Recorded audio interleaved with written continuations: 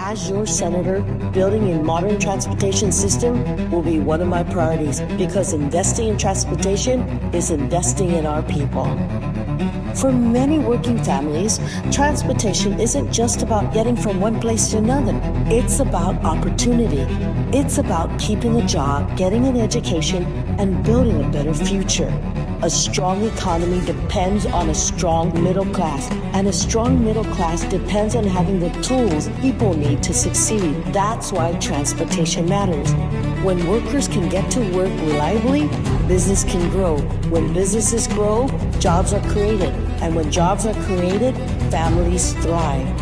Imagine a Guam where opportunity is within reach for everyone.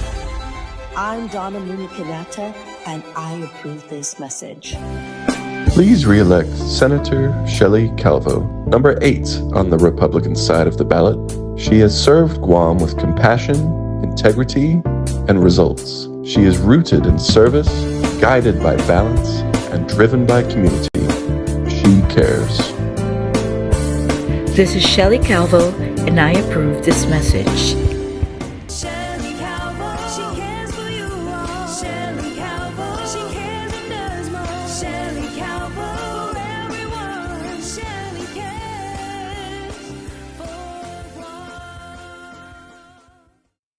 Can I tell you, I'm feeling pretty good about the last week of my life. And I just wanted to share this with you because that's what we do sometimes, right? For the past week of my life, I have been back on my diet. So I'm under the Mista Fitness program with Jeff Saavedra. And the reason that that's critical or that's important to me is because number one, I'm a fat boy. Number two, the past several months have been very stressful. It's been very difficult to stick with a routine. Number three, if you are anything like me, then you understand that having a routine is very important to your mental health. It is to mine. And so the past 3 months of being off of routine, you know, the typhoons, stupid people, all these different various factors, right? That have stressed me out or have like put me off of what it is that things that make my mental health better has led to me gaining lots of weight. And I see it. You don't have to, it's all right. You can tell me. But over the last week, I've noticed that I've lost some weight and it always goes to my face first and comes off of my face first. So over the past week, I've been really good with my diet. I'm leading to something here. Anytime, so I'm back on my whole Mr. Fitness Jeff Saavedra thing. So I'm feeling really good about that. Back in a routine, right? Anytime Jacob Nakamura with Kandit, who is a weather aficionado, messages me and says, "Hey, can you ask Landon or Brandon about Invest 90 whatever?" I automatically, I start to stress out, and then I send the message over to Landon or Brandon I'd let over the National Weather Service.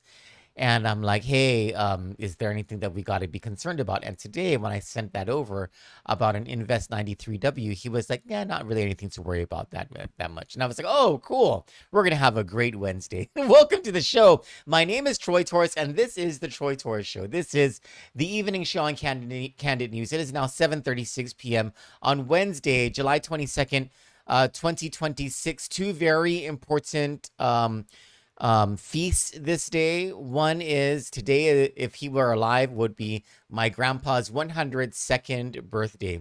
Ignacio Eclevea Torres was born on July 22, 1924.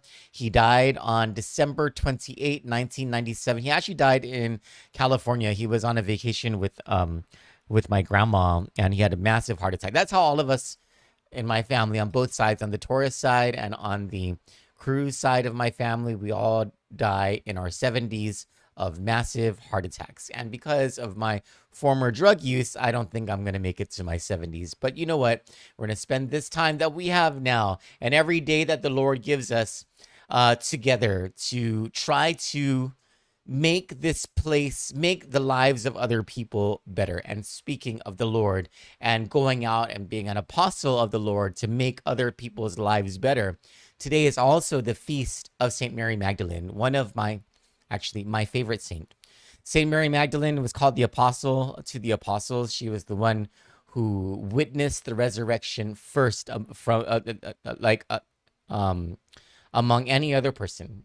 Mary Magdalene was chosen by the Lord to witness the resurrection first, and she was commanded by the Lord after seeing him at the tomb to go and tell the apostles. And so she went and she said, I have seen the Lord.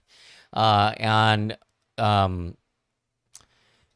you know, we are all Mary Magdalene. We, in one way or another, and some point of our lives, and maybe even for some people for the rest of their lives until the final moment when it counts, right? Thought to be beyond redeemable. The Lord had to drive 7 demons out of Mary Magdalene, but he did. And he chose her to witness the resurrection. A sinner who became a saint. A sinner who, despite her irredeemable qualities and upon the judgment of so many other people, was redeemed by the grace of God. And it's just such a beautiful story, such a beautiful part of history, and such a beautiful feast, because it impresses upon each of us, no matter what it is that we've done, no matter how much our pasts haunt us, that there is this future of saintliness and wonderfulness and love that we are built to spread to the rest of the world in announcing, I have seen the Lord. Good evening. So those are not the things that I want to talk about tonight. That sometimes I just kind of go off on these, especially in these introductions, right? The one thing I wanted to bring to you tonight was a tourism forum that featured the gubernatorial and lieutenant governor candidates, and I haven't watched it yet, so I wanted to watch it together with you. It happened a couple of nights ago, I think, or a couple of days ago or something. You know, we have not covered any of the forums live, but I got an invitation today from Genesis Babauta about a youth gubernatorial forum that's being that he and a UOG class are coordinating for July 30, and I absolutely want to make the plans now for us to stream that live. Not just because it's 2 days prior to the election, and it would be a great public service for the voters of Guam, and not just because we need to remind everybody that August 1 is the election and to go out and vote on August 1, but also because Genesis Babauta is a wonderful, great citizen who I believe he's 18 now, but we know of him from his time over at George Washington High School when he was making waves and he was getting things done. He wasn't even a registered voter at the time. What more now that he's helping to coordinate a gubernatorial forum? So we're very happy to cover that, especially because he's the person who sent the invitation. Before I cut to the break and then go to the bringing you the forum, which, by the way, I have to apologize for the graininess of the video. It's not our video. We're just casting it from, what is the name of this? Hold on, let me just stand by 1 second. The Guam Tourism Educational Forum, the Guam Travel and Tourism Association Facebook page. That's where we're casting it from. And the video is not, because it was cast to Facebook, right? It's not going to be the greatest video. Before I get to that, I wanted to bring you to klaru.org. The last time we did this was sometime a few days ago. And I told you that on the evening shows, we're going to go through this until we're finished going through all of the senatorial, gubernatorial, and AG candidates who answered this forum, who answered this survey that was an online survey that was created by Samuel Kim. And most of the candidates for governor, attorney general, and senator answered. It's a survey about transparency, accountability, and merit in the government in hiring. And it is just 8 questions that they had to answer. That's it. And most did, and some answered with some qualifications. And so I wanted to bring that to you before we get to the commercial break and then take you to that gubernatorial forum. So the last time what we did was we went through the answers for Ada Calvo And then we skipped the Attorney General. And then we went through the answers for Joseph Ariola, Chris Barnett, Gregorio Calvo, and William Castro. Tonight, we will go with Joaquin Cruz, Alexander Dueñas, Chris Dueñas, David Dueñas, Lillian Guerrero, and Sean Gumatauto. And we're going to start, and we'll go through an AG candidate as well. We'll do Jordan Pauloon tonight. But we'll start with the gubernatorial candidates, and their next up is Blas Okada. So to the very first question, regarding an open checkbook, will you publish within your first year a searchable online database of all government of Guam expenditures, vendor, amount, agency, and date updated at least monthly? They answered yes. Oh, by the way, you can view these. This is Samuel Kim designed this website, klaru.org, klaru.org, for voters, for this to be a resource for voters to go and check out where the candidates stand on the issues of transparency, accountability, and merit in hiring. Under Procurement Sunlight, will you require every solicitation, bid, abstract, award decision, contract, and contract amendment above $25,000 to be posted online within 15 days of execution? They answered yes. Under sole source accountability, will you support a public quarterly report listing every sole source and emergency procurement, the justification invoked, and the approving official by name of office? They answered yes. Under FOIA performance, will you direct every agency under your authority to meet the response deadlines of the Sunshine Reform Act of 1999 and publish each agency's annual response time performance? They answered yes. Under auditor independence, will you commit to funding the Office of Public Accountability at no less than its own requested budget and oppose any appropriation that reduces OPA funding below the prior fiscal year? They answered yes with conditions, and the conditions are these: consideration on prior year lapses, state of government finances, and required capital equipment for fiscal year. Question number 6, audit findings having deadlines. Will you require every agency to publish a corrective action plan with named owners and dates within 90 days of any OPA audit finding and report publicly on completion? They answered yes. Under merit and hiring, will you publish the position description, minimum qualifications, and basis of selection for every appointed position in your administration? They answered yes. And finally, under open meetings, will you require every board and commission within your authority to post agendas, minutes, and recordings as the open government law contemplates, and support real consequences for bodies that do not? They answered yes. We'll go back. So the questions are slightly different for each of the categories. So for the governor candidates, they all got the same questions. The AG candidates, they got similar questions to the governor and legislature candidates, but as it applies to the AG candidates. But for the AG candidates, among themselves, they all got the same question, right? So for Jordan Pauloon, under open checkbook, this is really about creating a searchable online record, publishing in a searchable online record of the AG's office's expenditures, vendor amount, and date, updated at least monthly. Jordan Pauloon wrote yes. Under Procurement Sunlight, will you decline to approve as to legality any contract or amendment above $25,000 whose solicitation, bid, abstract, award decision, and contract were not posted online within 15 days of execution? He answered yes with conditions. His conditions are: the law already requires all contracts to be registered with the Department of Administration, see Guam Code Annotated Title 5 GCA subsection 22602. I would work with DOA to make this database electronically and publicly accessible. Under sole source accountability, he answered yes. Under FOIA performance, he answered yes. Under auditor independence, will you commit to acting on every OPA audit referral within your legal authority, pursuing enforcement or prosecution where the findings support it, and reporting publicly on the disposition of each? He answered yes with conditions, and here's the conditions. The Office of Public Accountability possesses its own independent authority to impose correct action plans. In most cases, the OPA should enforce these plans itself. Currently, it doesn't. The Attorney General should enforce, prosecute when civil or criminal liability is imposed by law on government officials, employees, or contractors. Under 6, audit findings having deadlines. Will you require the OAG to publish a corrective action? Okay, so the same as the governor candidates. Yes, with conditions, he says. The current public auditor often imposes policy preferences during the audit process. These are not appropriate topics for corrective action plans. As Attorney General, I will ensure audit findings and management responses are posted online. If a cap is legally justified, I will make compliance and enforcement plans publicly available. Under merit in hiring, he answered yes, and under open meetings, he answered yes.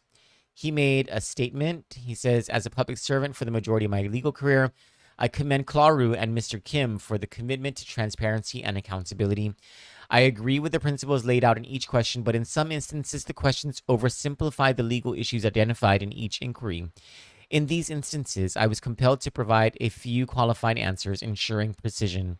In other instances, I do not believe the commitments go far enough. For example, the AG must, as the law requires, publish the position description, minimum qualifications, and basis of selection for every appointed position in the office. But the Attorney General should also take appropriate enforcement action when other government agencies fail to fully follow these and other open government and transparency mandates.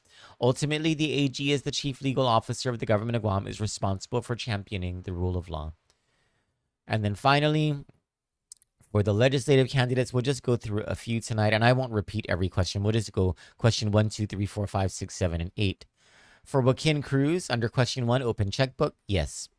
Question 2, procurement sunlight, yes. Question 3, sole source accountability, yes. FOIA performance, yes. Auditor independence, yes. Audit findings having deadlines, yes. Merit in hiring, yes. And open meetings, yes.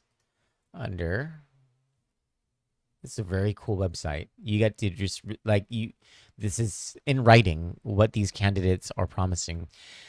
Under Alexander Duenas, open checkbook, yes, with conditions. This is contingent on several factors, such as how much the system will cost, how many users it will service, and how much it will cost to maintain, to name a few. Ultimately, will its cost justify the service to the masses or only serve a handful of people? Under procurement sunlight, yes, with conditions. Rigidly applying a $25,000 blanket can create issues. Various agencies have different operating budget sizes. $25,000 for one agency can be an anomaly, while for another, it can be a regular and recurring amount. This can inundate larger agencies with the reporting requirements for normal operations. Agency size must be considered. Under number 3, sole source accountability, he said yes. FOIA performance, he said yes. Under auditor independence, yes, with conditions. He says appropriate resource management is necessary to maintain operations, but basing current budgets rigidly on prior years' funding can create issues. For example, if the government were to shrink in size due to economic conditions, naturally fewer auditors would be needed because there would be fewer resources to audit. Under number 6, audit findings having deadlines, he said yes with conditions. The materiality and nature of the findings will have to be examined before an oversight hearing could be considered. If the finding is not material and actively being corrected, then the integrity of the financial statements and audit have not been compromised and users can still rely on the reports. Under 7, merit in hiring, he says yes. And finally, open meetings, he says yes. Chris Duenas answered yes to all 8 questions. Dave Duenas answered yes to all 8 questions, and he made a statement. He says it's a resounding yes to all 8 questions. It's all about transparency and accountability to our taxpayers and residents. That's an easy answer for me. The real work is convincing the other 14 policymakers, and that's the job I'll take on if elected. Lillian Pina Guerrero. Yes to open checkbook under procurement sunlight. Yes with conditions. I support this initiative in principle. Timely online postings of solicitations, bid abstracts, award decisions, and contracts are essential for procurement transparency, provided they are practical and do not hinder legitimate procurement processes. Yes to sole source procurement, sole source accountability. Yes to FOIA performance. Under auditor independence, it is crucial that the Office of Public Accountability is adequately funded to fulfill its mission. I will oppose any efforts to weaken it through insufficient appropriations. Under audit findings having deadlines, she says yes. Strong oversight is necessary, and I support hearings for any agency with serious audit findings that remain unresolved for over a year. Under merit in hiring, she says, certainly, I support publishing position descriptions, minimum qualifications, and the selection criteria for every appointed position, ensuring transparency in the appointment process. And finally, under open meetings, she says, I advocate for full compliance with open government requirements, including the posting of agendas, minutes, and recordings with real consequences for non-compliance. And finally, I think our last one for tonight will be Sean Gumatauta. There we are. Under open checkbook, he has qualifications. He's yes with conditions, but did not provide the conditions. Under procurement sunlight, he said yes with conditions, but did not provide the conditions. Under sole source accountability, he said yes. Under FOIA performance, he said no. Under auditor independence, he said no. Under audit findings having deadlines, he said no. Merit in hiring, he said no. Open meetings, he said yes. He made a statement. I have been on every side of this issue of transparency in government. As anchor reporter at KOAM TV from 1996 to 2003, and as president of the Micronesia chapter of the Society of Professional Journalists, I helped craft and lobby for the passage of the Sunshine Reform Act of 1999, ensuring public records would be open to all. The law remains today. Under former governor of Guam, Felix Camacho, I managed how that law was executed through his administration. I carried the same responsibility at the judiciary of Guam. I believe our government must be open and transparent. I have seen the good and bad of how this statute has been executed. We need to do better. I will fight for full funding for the OPA. Guam has the foundation. Now we must strengthen it and ensure every government of Guam dollar is used as intended. We must always demand accountability, Shango Matato said. All right. That's our look at Klaru for this evening show. On the other side of the commercial break, we will go straight to the gubernatorial forum that was sponsored by the Guam Tourism and Travel Association. Stick with us. He has that innate talent of even the most difficult times, giving comfort, giving solace, bringing stability. In my 64 years, there are people I've known that have passed away, and there's been Tony that has been there to comfort the family and the loved ones, sometimes the most difficult times of their lives. He could better this community as a public servant, but bring people together, even people with divergent thoughts and philosophies, but in the end, bringing enough comfort, enough stability to a situation that there's a consensus and then resolution and progress that is made. So, I'm so excited. I've seen what a great job Tony's done now back in the legislature. But I do believe that with him as governor, that ability to bring people together, to bring folks even with different perspectives together, it's what this island needs. God bless Atacalvo 2026. God bless Guam. I'm Tony Atta, and I approve this message. Transportation, tourism, customs, utilities, and federal and foreign affairs touch every family, every business, every day. Jesse Michael Anderson Lujan believes Guam can be greater together by fighting for cabotage exemption, expanding the Philippine visa waiver program, and opening new doors for tourism investment and opportunity. Vote Jesse Lujan. Leadership you can see. Accountability you can trust. I'm Jesse Michael Anderson Lujan, and I approve this message.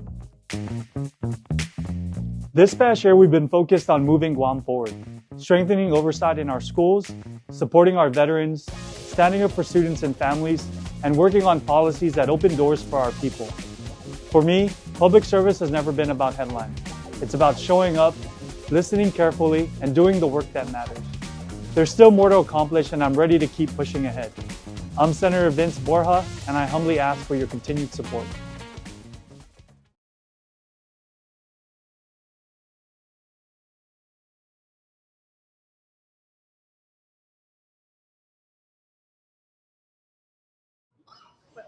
Well, we ask again, they've been asked, and all the audience have been asked from the chamber, from the women's chamber as well, also with the KUAM team. We ask that you all hold the applauses, please, until all the candidates have replied to the questions that we how we even market Guam and advertise. our commercial district. Enough of my list. That, let me turn the floor back to Monte Mesa to begin our opening statements. Thank you, Mary. And now we will start the opening remarks. Again, we will allow the teams, either the governor or the lieutenant governor candidate, can share the 5 minutes for their opening remarks. So you can do that in any combination you guys will choose. All right, so we'll start with candidate number 1, and that is our speaker, Frank Moss Jr., and former president of GCC, Mary Okada. 5 minutes, and we got the timer starting now. Well, first off, Awareness Holiday, thank you for being here today. It's great to see all of you. It's such a beautiful crowd. You know, today, we're going to talk about tourism. We're going to talk about our interview. We're going to talk about your jobs. And tourism is it's not merely just an industry, it's people, it's their lives. But then also in tourism, every visitor who visits our island steps into our shores and wants to experience something they've never experienced before. And you can bring that to them. And I know, Mary and I both know that you can bring that to them. Today's forum is about writing our next chapter in bringing tourism back, in bringing that industry back. And we can do this together. We meet at a time when global travel is shifting at a pace we have never seen before. New markets rising, travelers searching for authenticity, and destinations across the world competing freely and fiercely for attention. Guam cannot afford simply to watch these changes unfold. We must lead with clarity, we must lead with creativity and with unity. Today you'll be hearing 5 different perspectives, 5 ideas, some aligned, some distinct. But while a plan of action is important, action itself is what changes lives. Action is what moves an island forward. Long before today, long before any of the political season, Dr. Mary Okada and I have committed ourselves to helping rebuild and strengthen Guam's tourism industry. When our community suffered during the COVID-19 pandemic, we didn't wait. We launched initiatives that met the needs and planted seeds for long-term recovery. We created Feed the Need so that we can help those employees who no longer have a job to get food on their table. We spearheaded the Local Employers Assistance Program, the LEAP program, so that we can continue to let our businesses remain open for their employees. And then in this legislature, I created the Guam Experience Commission so that we can look at ways that we can innovate and we can uplift our tourism industry. Dr. Okada, through her leadership at GCC and her service across multiple organizations, championed efforts that supported not only tourism, but the broader workforce and industries that sustain our island. Our shared commitment has always been and will continue to be to build a strong economy, anchored by a thriving, resilient tourism sector. And that commitment rests on 3 pillars. First off, let's strengthen Guam's identity. We have a unique experience that we can be able to showcase to the world, and we should be able to do this. Modernizing our tourism infrastructure so every visitor experiences the excellence we expect of ourselves. And ensuring tourism growth uplifts our people. We have to make sure that tourism works for everybody in our community.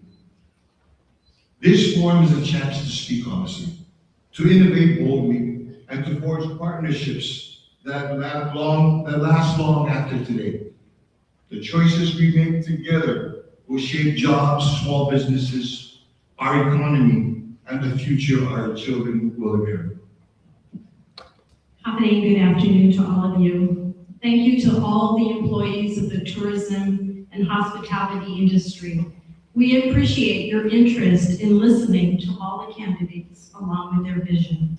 My name is Dr. Mary Ann Young Okada, and I retired as the president of the Guam Community College in December of 2025.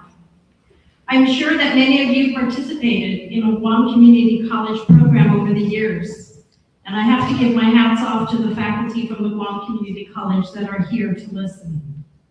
Whether your program was attending classes for a certificate or a diploma, whether you attended the techniques of alcohol management or TAM, health certificate training when it was provided by the college, apprenticeship or work experience, thank you for allowing GCC to be part of your educational journey and your career.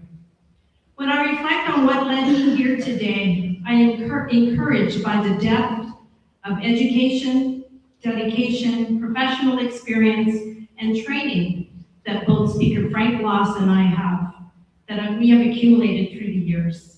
We know that COVID has changed our lives, and we now are engaging in the conversation for tourism, rebuilding, and recovery. Suzuki. Thank you. Our next candidate number 2, we have Lieutenant Governor Josh Norio and Senator Tina Moody Barnes. Thank you, Monty. I'm so excited to see the faces of Guam tourism before us, and thank you for giving us this opportunity to have this dialogue with you. Many of the people in the room, we worked closely to collaborate when times were tough and when times were best. Monty and you and Sam and Jovina and others, they came to develop the LEAP program. And the governor and I pushed resources in there so we could make sure that businesses were supported as long as they supported their employees, making sure that there was stability in tourism. Tomorrow we celebrate Liberation Day. And when I reflect on it, it's really awesome to think that 82 years after liberation, generations of Guamanians and Chamorros have built up this island to be one of the best places to live and work in the entire world. And I'm confident that working together, not only can we navigate the challenges that are before us, we can seize the opportunities. There are opportunities, new emerging markets, and we can walk and chew gum. It's true that there's a very strong pillar of the economy that's very strong right now with military spending. There's no reason why we can't channel the military spending to push into tourism, to refresh, to strategize. What new markets are we going to support? What areas in our current markets do we need to transform so we can get the highest yield? This is a good reason why I chose Senator Tina Moody Barnes to be my partner. She has been chairwoman of tourism at the height of tourism. When tourism was short of rooms, she responded with legislation to open the door for bed and breakfast. When tourism leaders wanted to explore new industry, she opened the door and passed legislation to enable the cruise ship industry. And now, when tourism really needs the help, you can count on the team of Tenora Moody Barnes to partner with you as we chart our way forward. Senator? Thank you. Good day and good afternoon, ladies and gentlemen. Josh and I are committed to keeping the spirit of Guam alive, and that meaning being guided by our culture and values with serving our people, including our tourism sector. Whether we are a business, a family, or an entire island, we know in our heart that we must rely on each other to survive tough times, to marshal our resources and strength to do the things that we cannot do alone. But in recent years, I've seen too many people trying to divide this community. Those who only want to help those who agree with them. This is us versus them mentality has no place here. Ladies and gentlemen, our island has always been at her strongest when we work together. Thank you so much, ladies and gentlemen, for being here this afternoon to hear what your 5 gubernatorial team has to say, but in our hearts, we give back to you.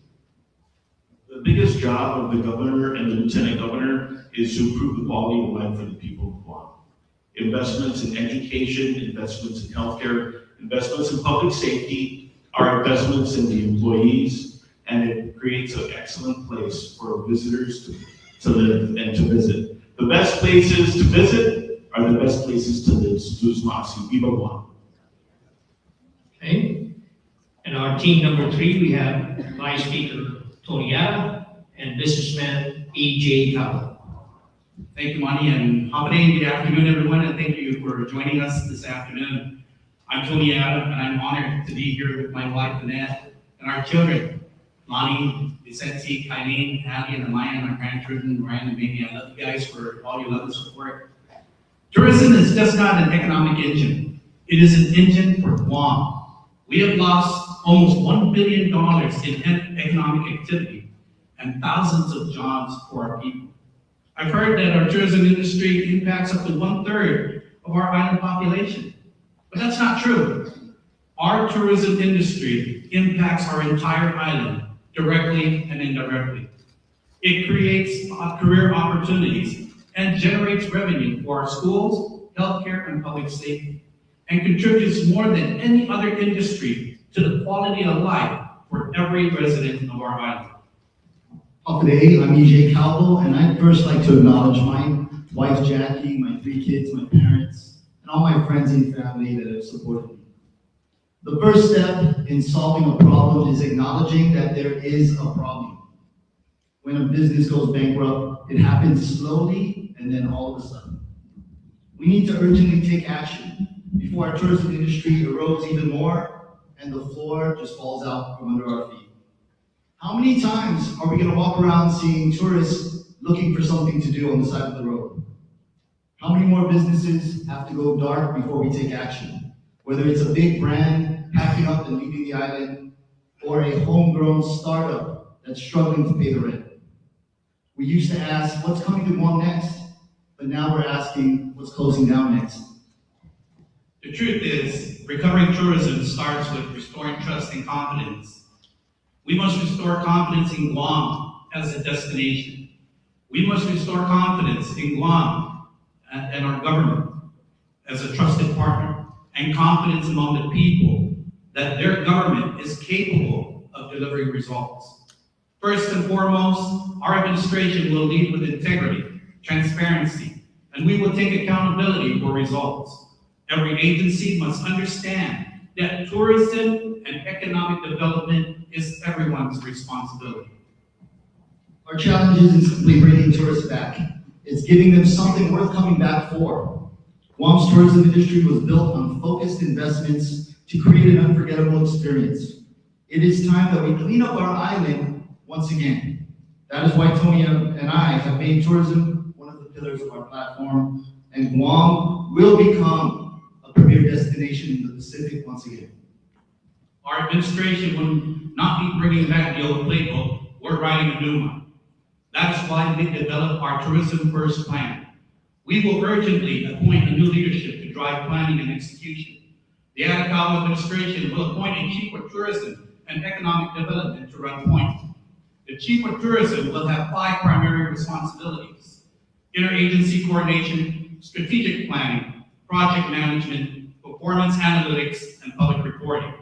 With our team ready to go, we will work with both the public and private stakeholders to complete a new comprehensive tourism recovery plan, bringing the industry together under one coordinated strategy.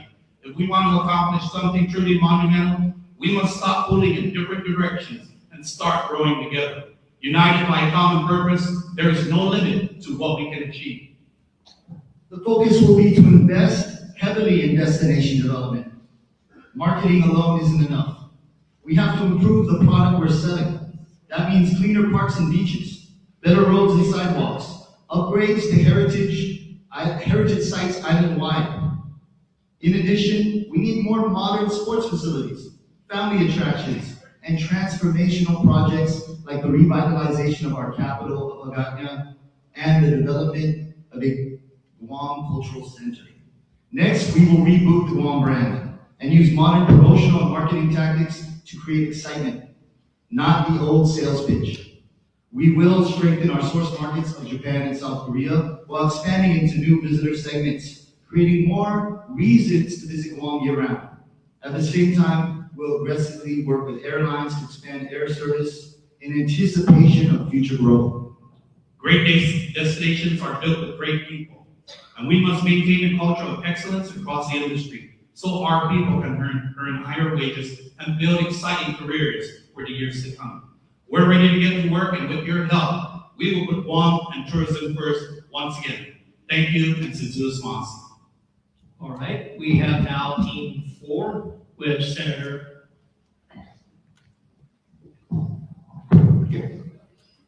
Okay, Senator Augustine. No, Senator Joseph Augustine and Senator Dwayne St. Nicholas. Thank you, Monty. I'll make the Guam Tourism and Travel Associations and guests. Thank you for hosting this forum today. I am Joe Simpson Snobson, and together with my running mate, Dwayne St. Nicholas, we humbly ask for your vote this election as we seek to serve you. I am from Chigu, and together with my beautiful wife, Joanna Batachapa, we have 3 children, 12 grandchildren, and 2 great-grandchildren. So I'm actually quite young. Since 2017, I served as your senator for 5 consecutive terms. I am a retired Army. I'm a former police officer. I'm a former tax investigator, former compliance supervisor. I serve as a member of the Guam Board of Education, as also as your chairman. After the height of COVID, many of you came to my office asking for assistance to help your companies survive the losses from closures due to the pandemic. There, along with other colleagues, we successfully passed and assisted many of you with the local employers assistance program known as ELITE. And I know a couple of my colleagues mentioned that. Guam is at a crossroad where government and private sectors do not work hand in hand, and you all know that. Tourism is a prime example. We have to rebuild and rejuvenate Guam to what we know it can be. As your business sectors merge, there's a powerful potential to help Guam in this rebuilding. We all know what benefits the tourism brings to Guam. We need to work collectively for visitors to return while incentivizing our locals to enjoy your programs and services. Not only for tourism, but for us. We should be able to enjoy the same things they're enjoying. We are going to work hard to bring you to the table so that together we can restore tourism so that all businesses, our island, and our people prosper. Senator? I have more to read there. We still have 3 more speeds. Holiday, everybody. Holiday family. Normally, they give me stuff to read, and I don't read it anyway because it sounds like everybody else. But I'm just going to wait. So, my name is Dwayne St. Nicholas. I'm a former customs officer and a former school counselor, veteran with the Army, the infantry. I'm also a businessman, and you guys are so gracious to elect me for my first term as a senator, and I'm so thankful for that. And I also wanted to say, since everybody's saying hi to their wives, I want to do the same thing. Every time they put a mic in front of me, I want to sing to her, So there's my wife, and she's so wonderful, and she allowed me, she allowed to share me with you, and I'm so grateful for that. As I mentioned, I was a customs officer. The whole airport was my laboratory. Why? Because I was able to study human behavior, especially for tourists. I was able to see the economy shift from Japan to Korea. I was able to, and a lot of the people I used to talk to at home, people, they say, Senator, we had to learn Korean because the Korean market was picking up. As your leader, you want to be able to look at trends. That way you're able to maneuver our resources and our industries to better our way forward. The other thing is, as a school counselor, you don't get to choose who you help. You don't. Every child you have to help. And the same token as your lieutenant governor, I'm not going to be a lieutenant governor for one group of people, but I'm going to be a lieutenant governor for everybody. And the thing about being a counselor is you want to see people succeed. And the greatest joy is to see somebody smile. And the greatest joy above that is to think that you were the source of that smile. The tourism industry brings joy to many people. I only have 57 seconds. Brings joy to people. Joy is my middle name. I found out that Christmas arrivals are picking up, and people are coming over for a certain thing. They want to come here for a memorable vacation. and we have tough challenges ahead. And Joe and I, we want to be able to imply to you that we have your best interests at heart, and we hope that we are able to gain your trust and your confidence and hopefully your vote, so that way we can go right forward together. Thank you. Okay, we have team number 5, and we have Senator Therese Terlahi and Senator Sabina Harris. Good day, everyone. I'm very, very honored to be here together with Senator Perez and to talk to you directly and to ask for your vote for this upcoming election for governor and lieutenant governor. Many of you are the business owners that are the backbone of our tourism industry. Some of you are long-time business owners in this industry and have gone through the ups and downs with us on Guam. Some of you are new and have helped us to diversify our industry and create greater attractions. But we're very, very much honored to speak directly with many of you who are employees. Some of the 15,000 employees according to GDP and 30 according to other employment reports. You are the here. You employees, I think, if some of you again are new, looking for opportunities in this industry, looking for ways to advance your families, for training, for upward movement. And many of you have been working in this industry, some for 20, over 30, over 40 years. And we are very, very grateful for you, for your perseverance, your resilience, your loyalty, and your contributions to our island in that way. It's only because of your dedication that we are able to talk about pivoting tourism today. You've allowed us to survive, to continue, even through the hardest of times. And so we are going to, in turn, help you. We believe that tourism should be a reflection, and your quality of life should be a reflection of how our tourism industry is doing, how our government is doing. And so we all, I think, agree government needs a little reset, and our tourism needs a little reset to make us competitive going forward in the future. I think we all agree with that. We have a consensus in our community. And where there might be just a little discord is really, are the benefits of tourism being felt throughout our island? Are they being sustainable, data-driven with measurable outputs?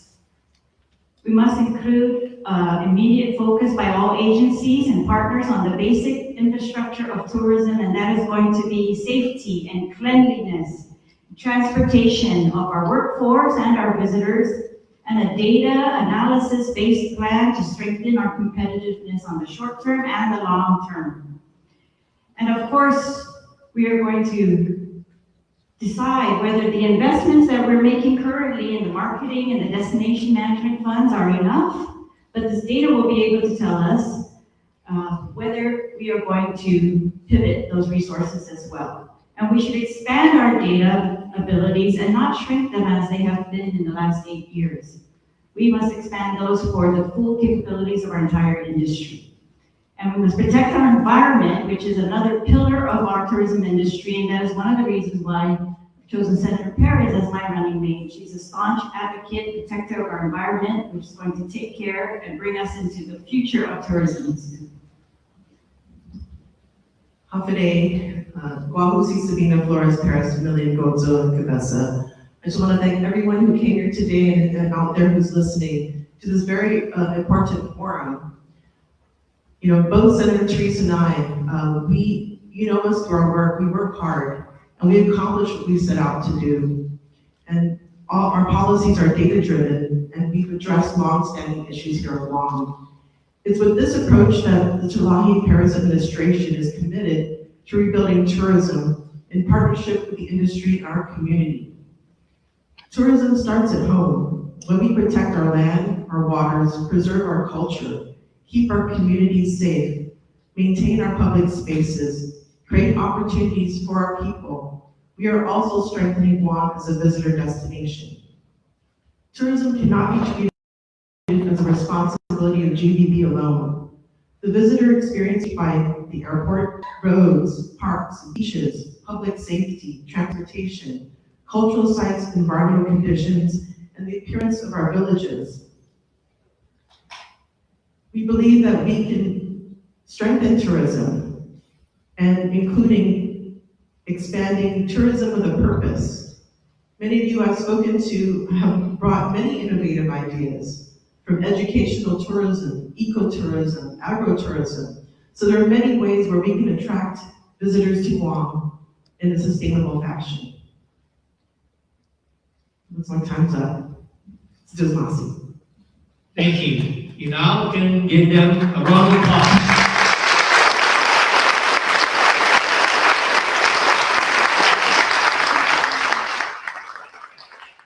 Before we go on, I just saw our governor in the audience here, and we'd like to thank you for joining us today, Governor Guerrero. So now we're going to move into our questions, and Mary will explain the format. And we made up some time here. We have 4 questions, and if there's still time left, then we can open it up for additional questions for anybody who wants to come up, if we still have the time. But go ahead, Mary. Thank you, Monty. Every gubernatorial team will be allowed 3 minutes per question. They did receive the questions in advance, so we ask that you be specific in your policy as well as your vision and specific ideas that you want to implement during your term, should you be elected governor and lieutenant governor. These 4 areas will be covered, and then questions will be asked from our audience. We have some employees from our industry specific for those questions, and so I will provide the opening statement, and then they will follow up with their question. Each question will be rotated through the gubernatorial team so that everybody will be allowed some time to think about the responses and hopefully not give the same answers with each one. We want this to be very comprehensive, but yet at the same time very specific to what you want to accomplish, and give us an idea of what differentiates you as a team. And so, for example, question number 1, we'll start with team 1, which is, of course, our speaker, Senator Blas, as well as Ms. Mary Okada. And then it'll follow with team 2, would be our Lieutenant Governor and Speaker Tina Mooney Barnes. So, and go on. So we don't have a 5th question. We will open that up to the audience if we have time. But the 5th team, that would be former Speaker Chalahi, Senator Chalahi and Senator Perez, would be starting the closing statement. That way it's a full round robin and everybody has their time going first. All right, to be the most fair. So with question number 1, it is based on tourism and governance, leadership and governance. Tourism is Guam's largest economic driver. At the height of our heyday, we were at 65% GDP and 35% employment for the island. Tourism depends on effective collaboration, as we mentioned earlier, with interagency cooperation amongst government agencies, as well as our educational institutions who have tourism programs within the private sector and our community. As Guam continues its economic recovery while facing increasing global competition, the island must ensure that tourism is guided with clear, strategic, and a long-term vision. With strong leadership, effective management, good planning and governance, with successful implementation and execution. Again, please provide on how you're going to govern with a clear structure and vision with measurable results. Question number 1. Today, my name is Jadine Jose. I am the marketing manager for Guam Premier Outlets. Candidates, your first question for this forum: what governance and leadership approach would your administration implement to ensure that Guam's tourism industry is effectively planned, coordinated, and positioned for long-term success? Please describe how you would strengthen interagency collaboration, improve accountability, and most importantly, work with the private sector to achieve your vision for Guam's tourism industry over the next 4 years. Yes, starting with you. Thank you very much, Mary. Thank you for the question. You know, first off, the strategy starts with communication. We have to be able talk to each other and talk with ourselves of how to make this better. For many years, the government has always thought that it was the solution to it. As a matter of fact, sometimes it's more of a problem. The government, we've got to work as a community to be able to improve our product, our brand, the people who we are, the industry that we have. And in working together, we can start to identify and address some of the concerns that sometimes government doesn't know about. And the community itself has some difficulty in being able to understand. So, but if we talk to each other, if we talk amongst each other to find some of the solutions, it starts there. And in there, that we can find the direction that we need to go. Not just within government, but within the private industry. This is a whole Guam approach. This is an experience that we need to build from the ground up.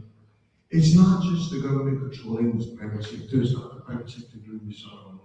It's not the community not being involved in it. This is a whole government. This is a whole community approach to this. This is how we're going to be able to go. We don't have all the answers, and sometimes the answers come in the conversations and the discussions that we must have. And that's what you'll have in a Blaso team. One of the key things to communications is to ensure that every agency that touches tourism has a strategic plan. And the strategic plan brings together all stakeholders to develop those pillars or goals for measurable achievement. As those pillars and goals are identified, key performance indicators should be incorporated with every employee that has those responsibilities and measured accordingly. Key performance indicators allow for pay for performance. Those are important areas. But as you communicate, you are able to provide your input, the whole of government, including private sector, to come up with a strategy, to evaluate the strategy, to be held accountable for the strategy, and allow for the conversation to guide the discussion and guide the decision, guide the results. That's why earlier in the year, I created the Guam Experience Commission because I wanted to hear from the tourism industry. I wanted to hear from the people who have to work every day to be able to try to bring tourists here. We have discussions not only amongst the employees and the management, but it's how to make it work. That's how we need to be able to do this. We're going to have to bring tourism back to the community, this whole idea back into the community so that it becomes a community-involved effort. And that's how we'll be able to bring tourism back to life. Yes. Team number 2. Thanks. Thank you very much. Hi. I got it. Thanks, Frank. 2026 is very different than 2016 than 2006. So we have to recognize that the circumstances are changing right before us. There are new realities thanks to this pandemic that we had to navigate together.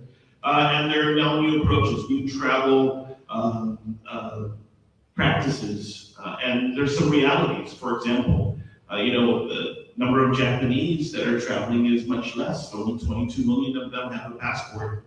Other markets, Taiwan has 13 million. So I think that it's really based on consultation and empowering partners to figure out what the new path is. GBB itself was established in 1983, and there's been many criticisms and areas for improvement for even that structure because the GBB is so important. It makes decisions about the expenditure of the tourism investment that Guam is channeling to GBB. So having an open mind and being flexible and being able to work across the aisle, something that both of us, my partner and I, have been able to do. I worked with Senator Lujan to shepherd in and to get the governor to agree to establish and approve the QC that hotel properties are going to be able to utilize to do a refresh themselves. Senator Tina has been able to be very responsive to industry partners whenever they need to make changes to this over-regulated regime that we have right now in Guam. So you have to be able to be very flexible. Thank you. When I was in the oversight chair of tourism, we supported tourism 100%. We left no stone unturned. We need to look at industries that support tourism and markets and bring our visitors here. Film office, cruise ships, sports tourism, the visa waiver, especially now working with the Philippine visa waiver. We need to bring more folks here and show the people of Guam, the people of the world, the beauty of what our island has to offer, our villages and our people. Thank you.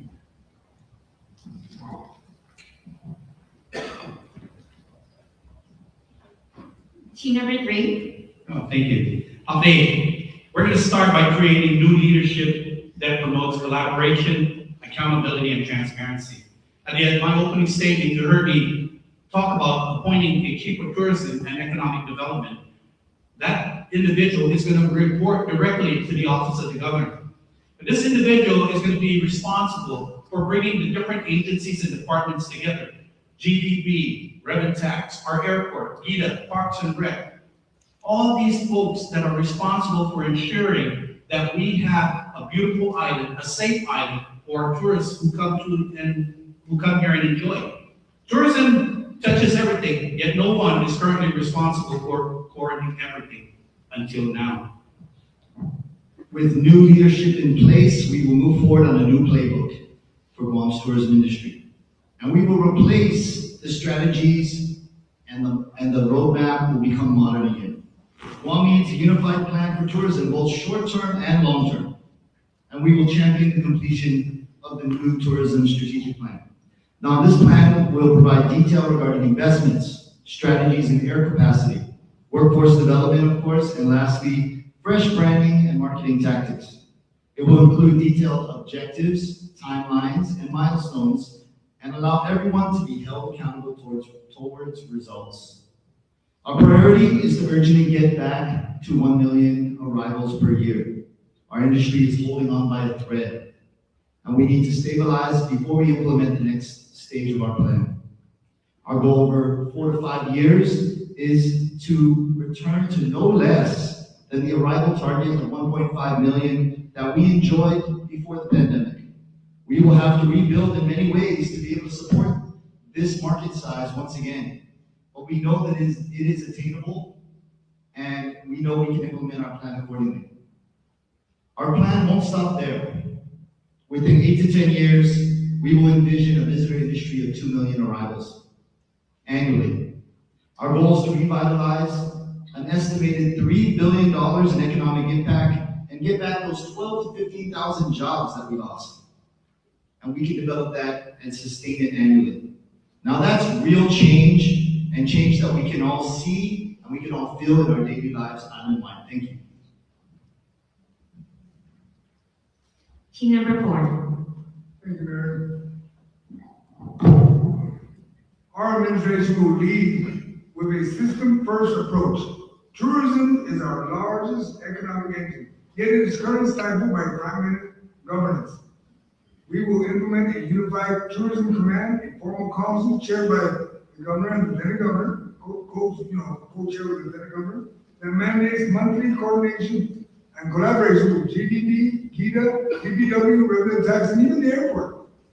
We will strengthen accountability by protecting the Tourist Attraction Fund through strict legislative guardrails, ensuring these funds are reinvested exactly where they're intended, into our destination and our villages. We will partner up with the private sector and we'll move from consultation to co-designing our attraction of Guam. Industry leaders who serve as board members of our island recovery, ensuring that government interface, finding matches the private sector speed. Tourism is waiting. We need to move with them. And that's what the tourism industry. Thank you. He mentioned the Unified Tourism Command. I think our Army days are coming out. But I want to tell you how effective that would be if you're following trends. There's a really nice place down in Haiti that everybody goes to nowadays.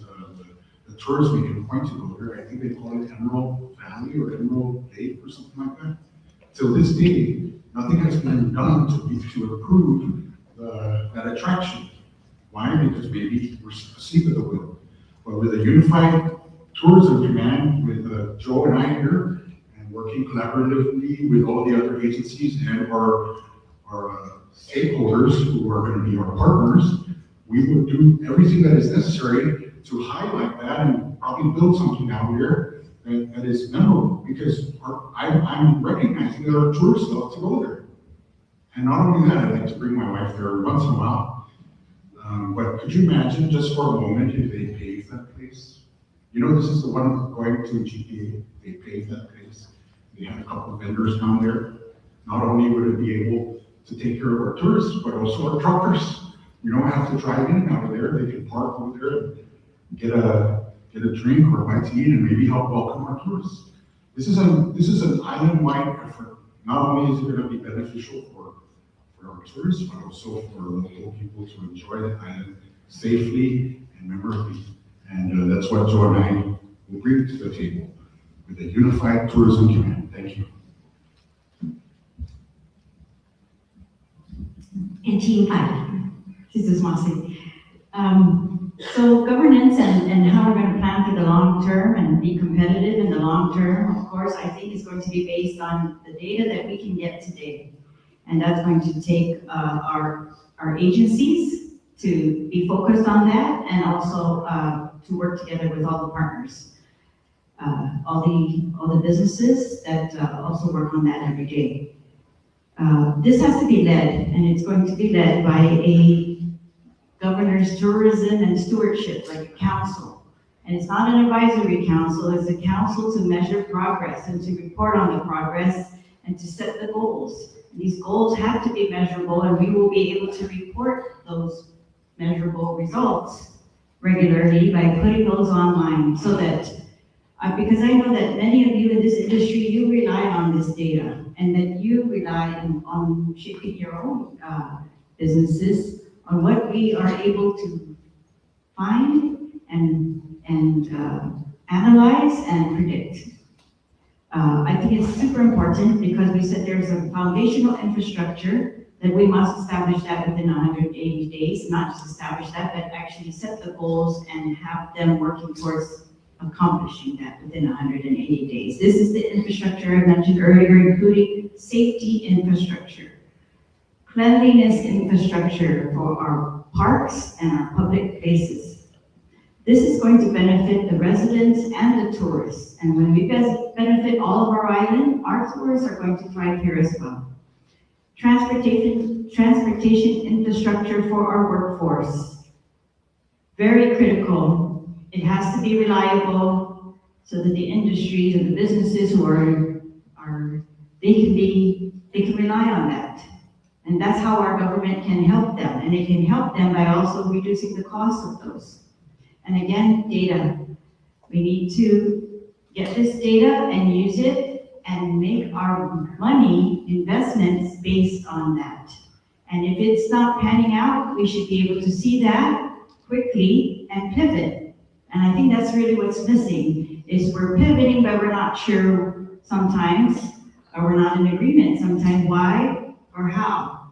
And that's what we want the data to help us to dictate all the competitive markets that we are competing against. We are going to make ourselves competitive by making the basic infrastructure, bringing in all these agencies, and I have a whole list of them. Because if you look at the infrastructure, that's really the responsibility of these agencies. Cleanliness and safety and transportation, right? On our roads, all of it. That's why they are critical, and they have to understand that they are critical to our tourism industry and the quality of life of all of the people of Guam. And so when we have this council set the short-term infrastructure goals, they must also set the long-term goals using the data and the measurable outcomes. Susan Moss. Thank you very much. Let's give them a round of applause for the first question. So going into question number 2, it's about airline market growth and destination demand. We will start with team number 2 with Lieutenant Governor Joshua Tenorio and Senator Chinamunya Barnes. Guam's tourism recovery continues to be constrained by 2 interconnected challenges: insufficient airline capacity and soft visitor demand from both traditional and emerging markets. While restoring and expanding air service is essential, increased airline capacity alone will not generate sustainable growth unless Guam also strengthens its destination appeal and global visibility. Again, be specific in your policies or ideas, such as co-op marketing for allowing businesses to give back to their businesses or their community, like rolling back the BPT or other tax incentives, and working with GITA on diversifying programs for small businesses. Again, please be specific. And we'd like to welcome the question from Keisha. Thank you. Hello, on Hawk Day. My name is Keziah Sablan. I'm from the voting district of Jigo. I am the Director of Human Resources for the Valdivia Group. And my question is, what strategy would your administration implement to simultaneously increase airline capacity and stimulate visitor demand?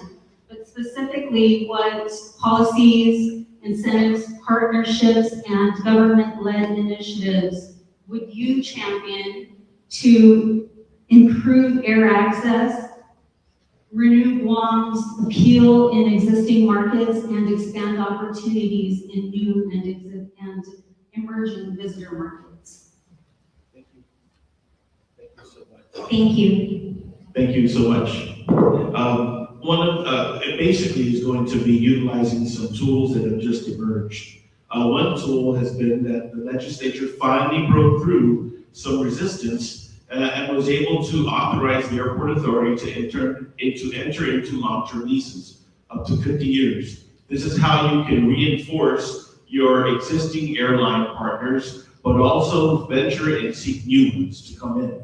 That is going to be a very, very specific way that we can address and expand in the short and the long term airlift capacity into and out of Guam. But it also has to do with recognizing that there is new wealth that is being established throughout Southeast Asia.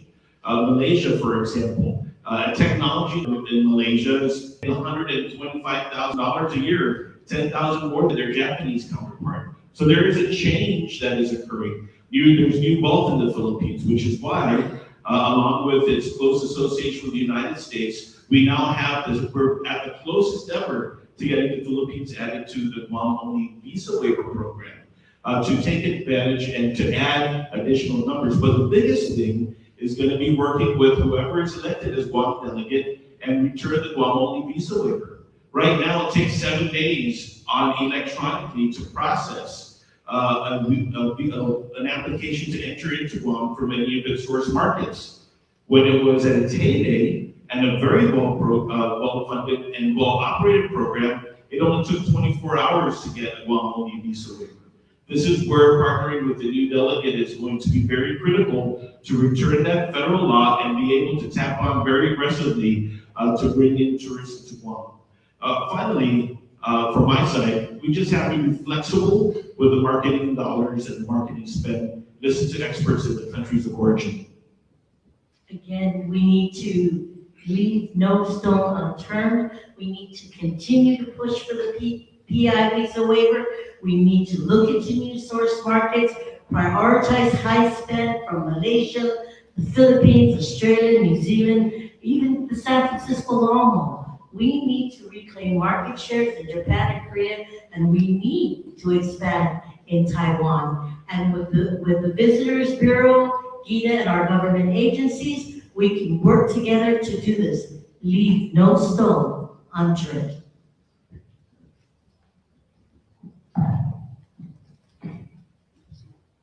Airline capacity and visitor demand must be developed together.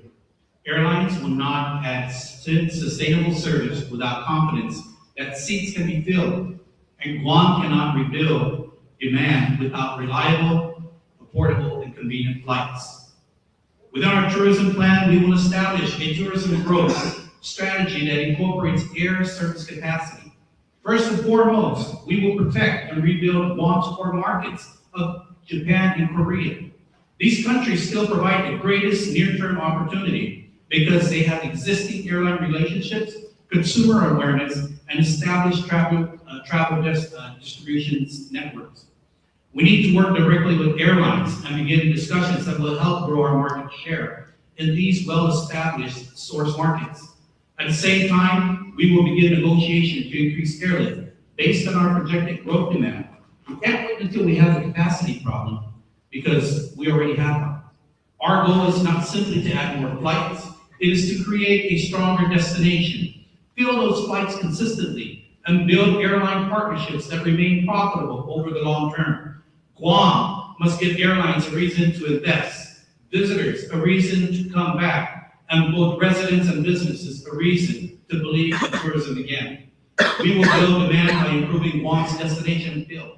We must first clean up our island, the abandoned vehicles, the graffiti, the derelict buildings, and we will establish a team and program that will focus on beautification and maintenance. We will work to establish new attractions, revitalize public spaces, add cultural experiences, more sports and entertainment events, ecotourism, education tourism, and more reasons for visitors to stay longer and return. We need to do a better job at attracting the MICE market, as well as more visits by U.S. citizens living in Asia. I sat on the GITA board for 10 years and I chaired it for 4, and we need to modernize our incentive programs to support small businesses. We need to use incentives to attract and support new investment, especially option tours and the food and beverage industry. We must compete for that investment and not just wait for it, and we should definitely not take it for granted. In terms of new and emerging markets, we should pursue emerging markets with long-term potential. Opportunities may include Taiwan, definitely the Philippines, and other areas of Southeast Asia. Each market requires a clear business case based on visa access, airline capacity, travel demand, visitor spending, and areas where Guam can compete.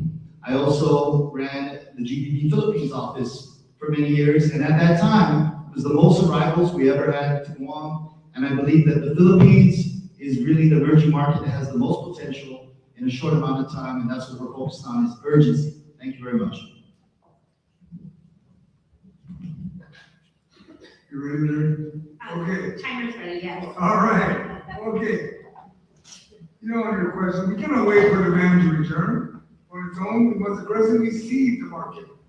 Our strategy is a two-pronged capacity and conversion plan. First, we will revitalize and expand the airline incentive program, using a data-driven approach to subsidizing high-potential routes from emerging Asian hubs. Second, we will champion the Global Visibility Initiative that leverages our unique status as the gateway to the United States.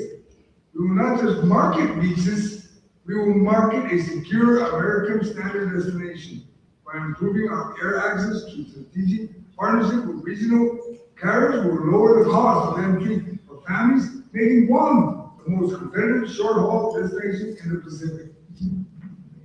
Yes, sir, thank you.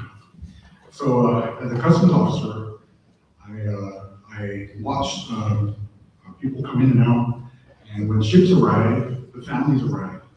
They're coming westward toward Guam, and I really feel that we're not taking advantage of the 35,000 service members that live here. They could be potentially our every weekend tourists. And I didn't see any 4th of July advertisements or trying to get our military folks out of their comfort zone and bring them out. I think we need to focus on that too while we wait for Japan and all the other economies to rediscover us again. One of the things that I really like to do is reach out to the military folks, because one of these days their kids are going to run for Congress, and then they're going to remember how well we treat them. And maybe in the future, they'll be watching out for us. So I think it's very important to not only welcome out our military members. Could you imagine if every family invited another family member here, how many flights would be coming from Hawaii? Economies of scale would indicate that would make it cheaper for our families to come home. Why? Because there would be more seats coming this way. I think we're not looking entirely at the big picture here, and while we wait for the Japanese economy to recover and have them rediscover us, I think we should also focus on the military and get them to spend more out here leisurely. Because my son is a active duty Air Force, and that boy, when he gets liberty, he likes to come out he likes to frequent the gun shooting ranges and other places. So imagine if we can also take care of our military members and use the numbers that they have to help sustain us while we wait for the markets to return. Thank you.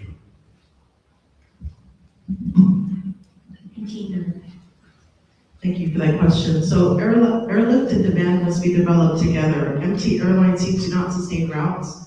At the same time, advertising cannot create airline seats. So Guam needs a coordinated strategy that addresses both. In regards to airlift strategy, we need to establish a permanent route development team involving GBB, airport, the governor's office, and private sector partners. We need to use data on visitor demand, hotel inventory, airfare, seasonality, travel patterns, and connecting traffic. We need to focus on routes that have a realistic opportunity to become commercially sustainable. Regarding airline incentives should be limited to new, meaningful, expanded service. In regards to traditional markets, Japan and Korea are essential to Guam's recovery. Regarding Japan, focus on families, multi-generational travelers, students, sports groups, first-time international travelers.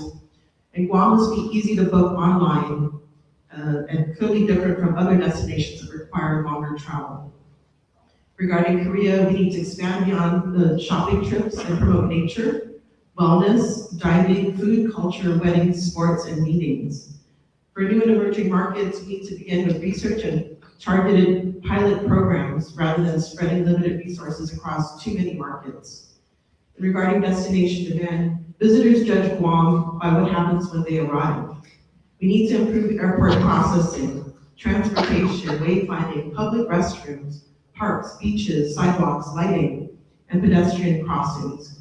We need to make local cultural food and village experiences easier to find and book. We need to provide clear information and emergency guidance in appropriate languages. And we need to help our small local businesses participate in the visitor economy through digital booking and cooperative promotion. In regards to safety and market confidence, our source markets see local news and social media coverage.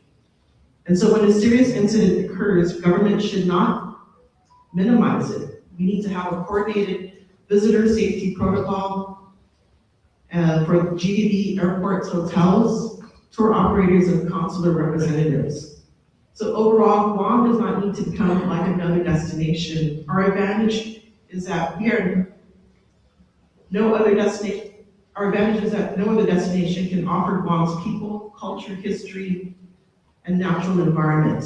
But we must ensure Guam is safe, clean, well-maintained, and worthy of the confidence we ask our visitors to place in us. And finally, team number 1. Thank you. Thank you, Mary. The Blossom Conduct strategy is to build a Guam where people want to come. It's to build a Guam where airlines would like to bring passengers to. But most importantly, is to build a Guam where our families want to stay. Because visitors want to experience authenticity. They want to do what the locals do. But if the locals don't feel comfortable in their own homes, it's very difficult to be able to entice a visitor. So we first look at being able to build a community that we all can be proud of. And in that is getting everybody involved. Not just the people in the tourism industry, and not just the government entities, but the island as a whole, so that we can work towards that goal of putting together a clean, safe, friendly setting, place where even we want to go to, we want to stay at. Then what we'll do is let's create partnerships, not just regionally but nationally. Improve our relationship with our island neighbors, our island brothers and sisters. Improve our conversation with the federal government and the powers that be. We have a military bill that's before us, and it's with some of that should provide us with a conversation so that we can help to build some of those and rebuild some of those areas that we're failing at. One of these areas is seat capacity. One of these areas is being able to bring new airlines in, new people in. in our region, there are about 36 million visitors that we draw. But in the world, there are 1.8 billion people that are allowed to travel. Why do we confine ourselves to just 36 million? Why don't we look at the 1.8 billion people, other people that can travel, and offer them an experience that they can't find anywhere else in the world? An experience that's unique, an experience that they'll remember, an experience that they'll ask other people to come back, to come and experience for themselves. Let's create that Guam experience together. Because you know, the Guam experience is just as important for our visitors, but more important for our families. It starts there. Thank you. Thank you very much. As a general reminder, thank you for being very respectful of our 3-minute time limit per gubernatorial team. We want to remind everybody we do have the link available through YouTube and Facebook. We have over 100 people online currently who are watching live. So thank you for being online with us. And in our ballroom today, we have almost 500 people in attendance. So thank you for being here. We also have multiple news outlets, and so we want to thank all of our media partners for being present, and we will share our links again at the end of the session. On to question number 3, we will be starting with team number 3, and that is our Vice Speaker, Senator Tony Atta, together with Mr. E.J. Calvo. The question is related to tourism product, workforce, and private investment. With a successful visitor destination, it requires more than effective marketing. It depends upon quality infrastructure, clean, safe, and attractive public spaces, which most of you have mentioned, modern visitor attractions, but also a resurgence and a reinvestment of new product offerings. Also, with public spaces, we want authentic and vibrant cultural heritage programs with a bustling commercial district, with strong private sector investment and a skilled workforce that we can continue to rely on for delivering exceptional visitor experiences. Please detail your responses as we have our question number 3. Thank you. Happening, Guam Visa Mary Blanc Maxnani. I am the registered voter for the village of Marijuana. I am also the Human Resources Manager at the Pacific Islands Hub and have been employed there for the past 20 years and still love it. With your question, what infrastructure investments, workforce initiatives, and private sector incentive programs would your administration prioritize to strengthen Guam's tourism industry? Please describe how you would address labor shortages, improve workforce retention, strengthen career pathways in tourism, and fund these initiatives while enhancing both the visitor experience and the quality of life for our residents. Thank you. I'd like to start by discussing our workforce. Similar to our Tourism First plan, we're going to appoint a chief of education that will collaborate with all agencies involved in education and that contribute to the development of the workforce. We will establish a comprehensive plan based on the workforce required specifically to grow our tourism industry. Students from elementary to high school should be exposed to tourism education and skill development. We must invest in our people. Guam needs a serious tourism workforce plan with career pathways from high school, GCC, UOG, and the Department of Labor, and along with the private sector. We will expand training in hospitality, culinary arts, tour operations, language skills, customer service, maintenance, safety, and management. We will invest in the basics: clean, safe, beautiful, and functional public spaces. That means restoring Tuman, Agatnya, village parks, our beach access, restrooms, sidewalks, lighting, roads, signage, and cultural sites throughout our island. Instead of continuing to spend millions on marketing initiatives with unclear returns, we should pause all trade missions and market-focused trips while we invest in our workforce and get our island clean. In regards to encouraging private sector and reinvestment, government cannot do everything, but it must create conditions for investment for our businesses. We would look at targeted investments in hotel renovation, new attractions, cultural experiences, sports facilities, ecotourism attractions, entertainment venues, and commercial district improvements. Incentives should be tied to measurable results, new jobs, local hiring, training commitments, beautification, and increased visitor spending. I'm very proud that one of the QCs that we passed with our board at GITA during my time was for the old Palace Hotel. And the investment was made to become the Sheraton. And we are sitting here today very proud of all the workforce and events that have taken place at this hotel, at the Riga now. In terms of enhancing visitor experience, while increasing the quality of life, I'd like to share with you our plans to feature our culture, because we will elevate it, protect it, and share it. Our administration will make Chamorro culture part of everyday life. We're activating our historic sites so that they are clean, accessible, and they tell Guam's story through engaging exhibits and educational programs.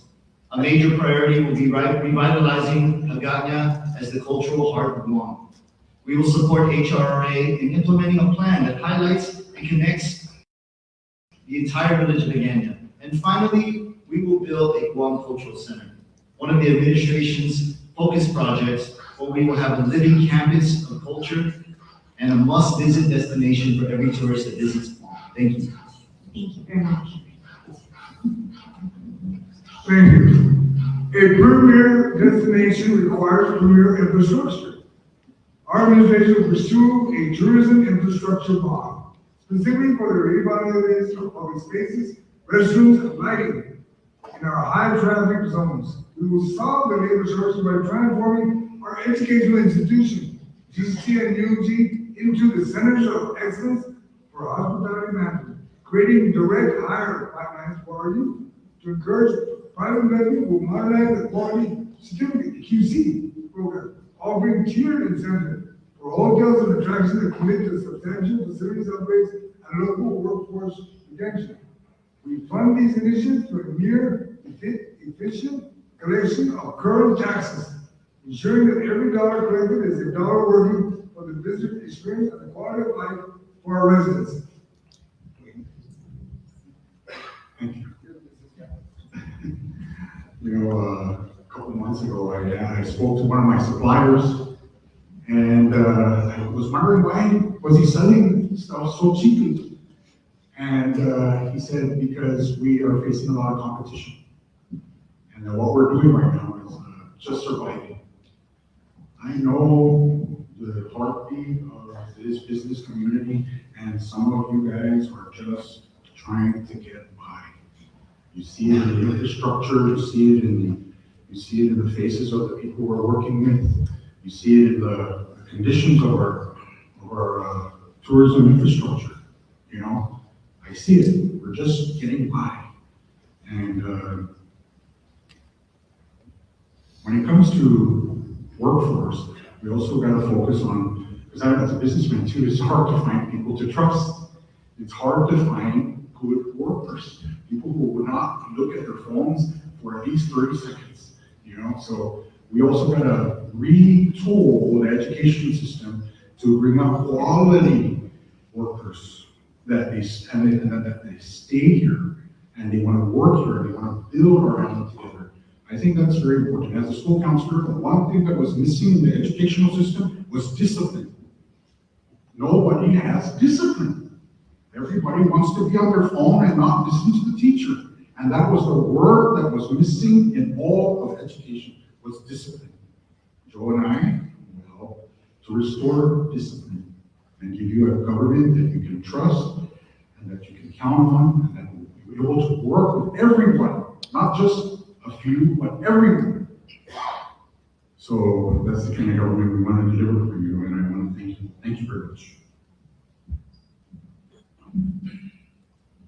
Thank you. Again, what is a product, right? And I really believe that what we all say it, Guam is beautiful, and our environment, our natural scenery, our product, of course, but our people. I think the more that we can integrate our people as part of this product, we are going to succeed. For example, we are unique in that way. We are unique in that we have a people who have survived for 4,000 years on these particular islands with these particular resources and these particular sites, the same sites that these tourists are going to, the same traditions that these tourists are witnessing. And I really think we just need to tell our story a little bit more broadly and really tie our people into that and tie our people into the experience that the visitors are going to have here. And that would make us more unique than everywhere else in the world. And of course, we've got the big destination basics that we must concentrate on: reliable cleaning, maintenance of beaches and parks, improving sidewalks, pedestrian crossing, road markings, bus stops, signage, landscaping.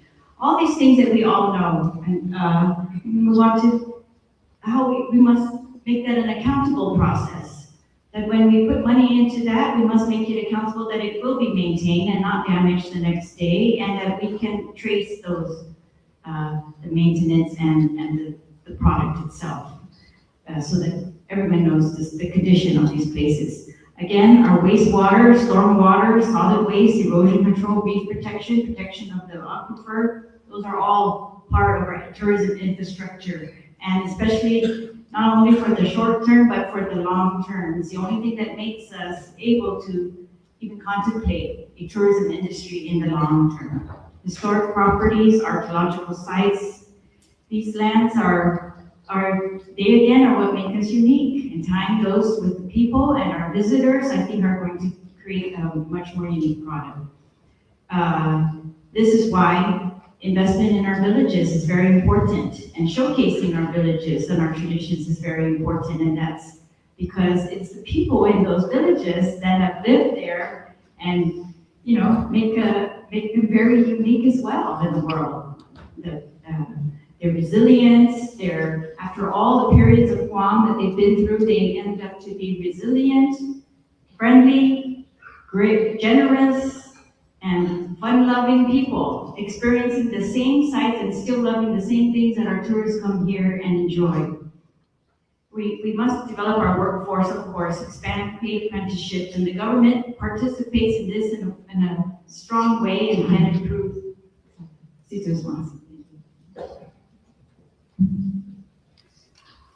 Infrastructure investments, workforce initiatives, private sector incentive programs.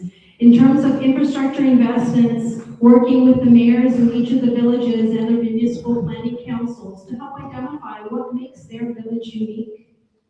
How do we make an investment in those organizations? Through one of our listening tours, we heard an advocate for allowing nonprofit organizations to be part of the solution. Why not provide them with the opportunity to help us oversee these facilities in our villages? In terms of workforce incentives, you've heard apprenticeships, work experience, and allowing for upskilling. Apprenticeships are available for all of you. Indenture your employees, get the tax benefit, 75% the first year of their salary, 50% the second year, 25% the third year, and so forth. Take advantage of these opportunities. And if the process is not working for you, let people know so we can fix that process. If it's cumbersome and the paperwork is too much, let's find a better solution for those. Work experience. Last I checked, 2,670 students in the public school systems can participate in work experience through the Guam Community College programs. When the college was a single institution of 800 students, they closed the vocational high school, but we went out into now the 6 public schools. 2,670 in school year 24-25, 2,693 students in 25-26. Hospitality is not just tourism and hospitality, culinary arts. It also includes automobiles, because you guys have a fleet. Automobiles, construction, trades, healthcare. You also have marketing. We have telecommunications, visual communications. These are at your fingertips. engage with the community college so they can help you identify your workforce. Private sector incentives. GITA can identify tax incentives for new initiatives and transformational initiatives that focus on the traveler and the family experience. How about that? How about that? Let's do all of these. And I know one of the improving workforce retention issues has to do with healthcare. So let's take a look at how we can work with private sector to provide and at least take a look at universal healthcare. I asked you to save me 10 seconds so I can do this for you. Everybody stand up. Stand up. Stand up. Okay, stretch. Thank you very much.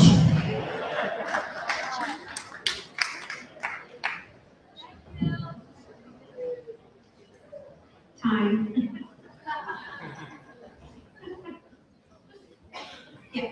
Thanks so much. Investments in infrastructure for the island and our residents are direct investments in tourism. In order to have tourism, you have to have people that are going to be able to work. And the best places to invest, of course, is in infrastructure. We're living in an unprecedented time where, we're burdened with this responsibility of national defense, which means that we can get more investments that we wouldn't normally be able to afford into critical infrastructure. In September, we'll be negotiating and engaging the federal government to try and harness that responsibility and to get the power system a bit more resilient by getting all of the power lines and transmission lines going underground. A very tangible project that we can get done. But one of the biggest infrastructure investments that will benefit our people and our visitors is having a very brand new modern hospital.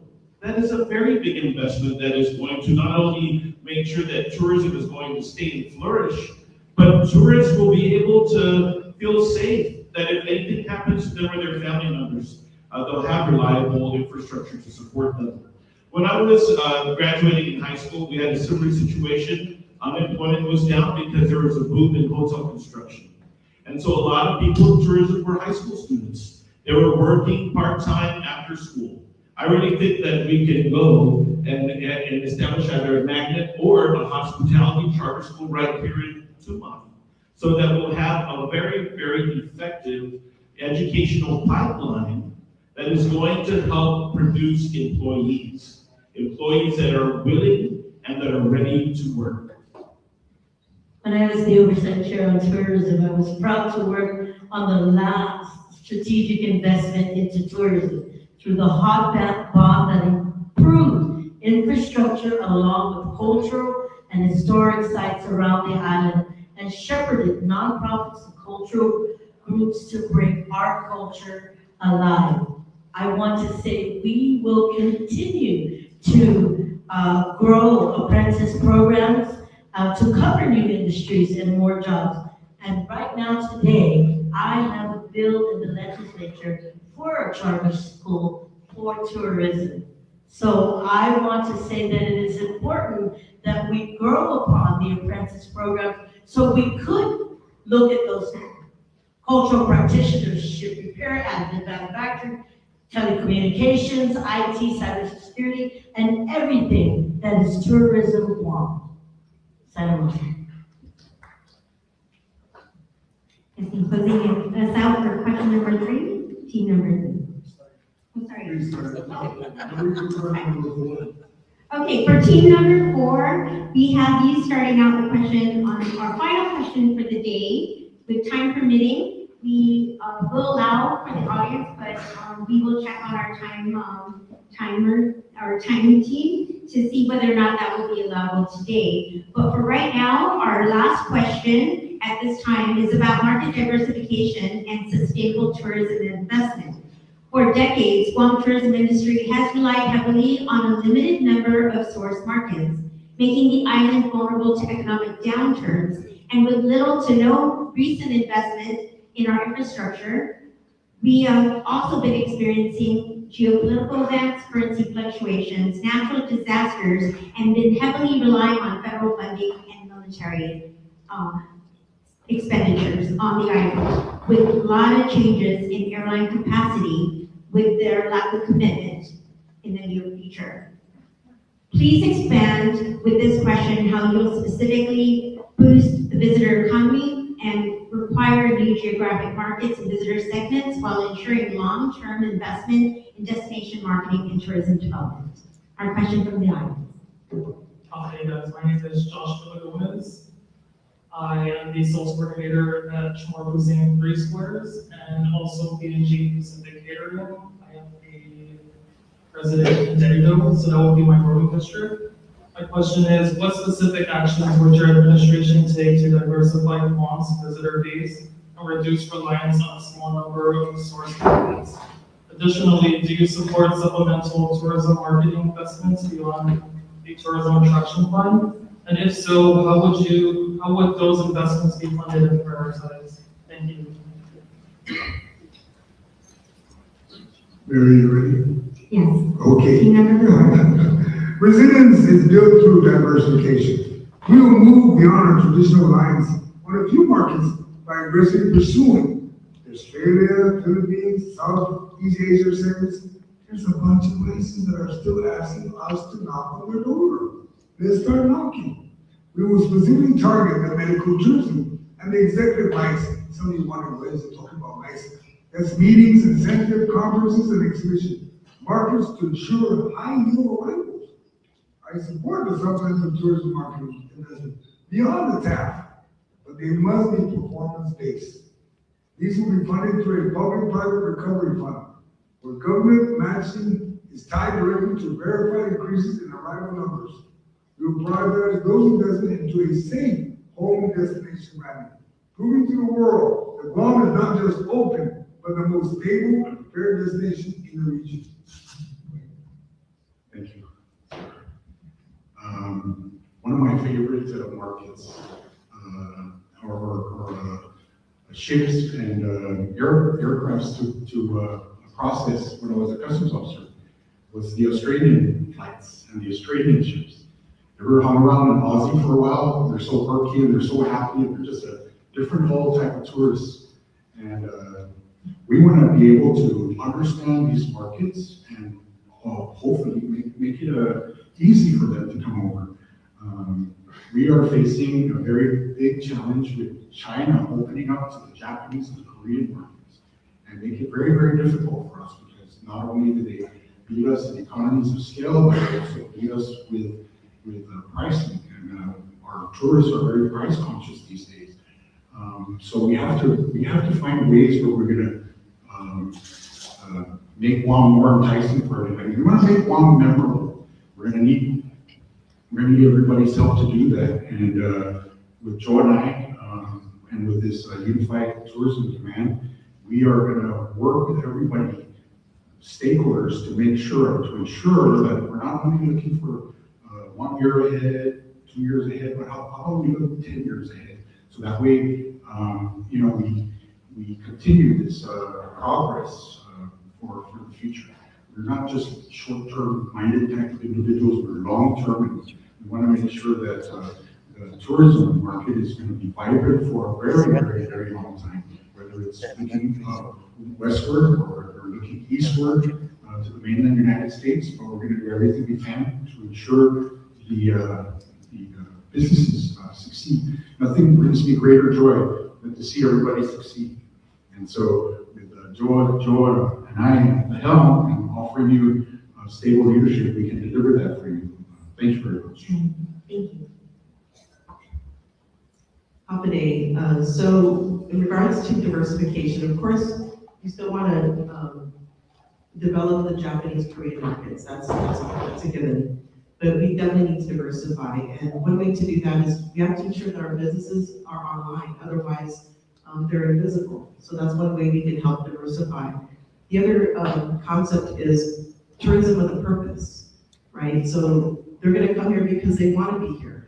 And some of the things that we can do is, build visitor segment diversification, pursue sports and tournament travel, develop diving, paddling, so ecotourism basically, expand cultural heritage and educational travel.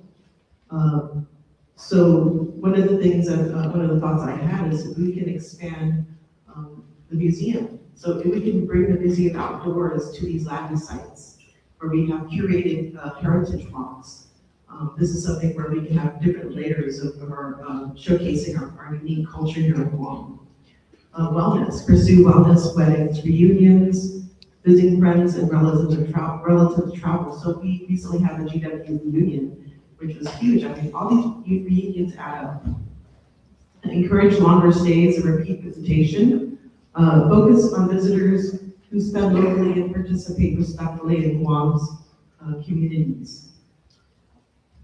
So the one thing that we really need to do is also microbranding. We see this already in the villages, where each of the villages are developing their own festivals. And this is something that we would like to continue to support and develop further.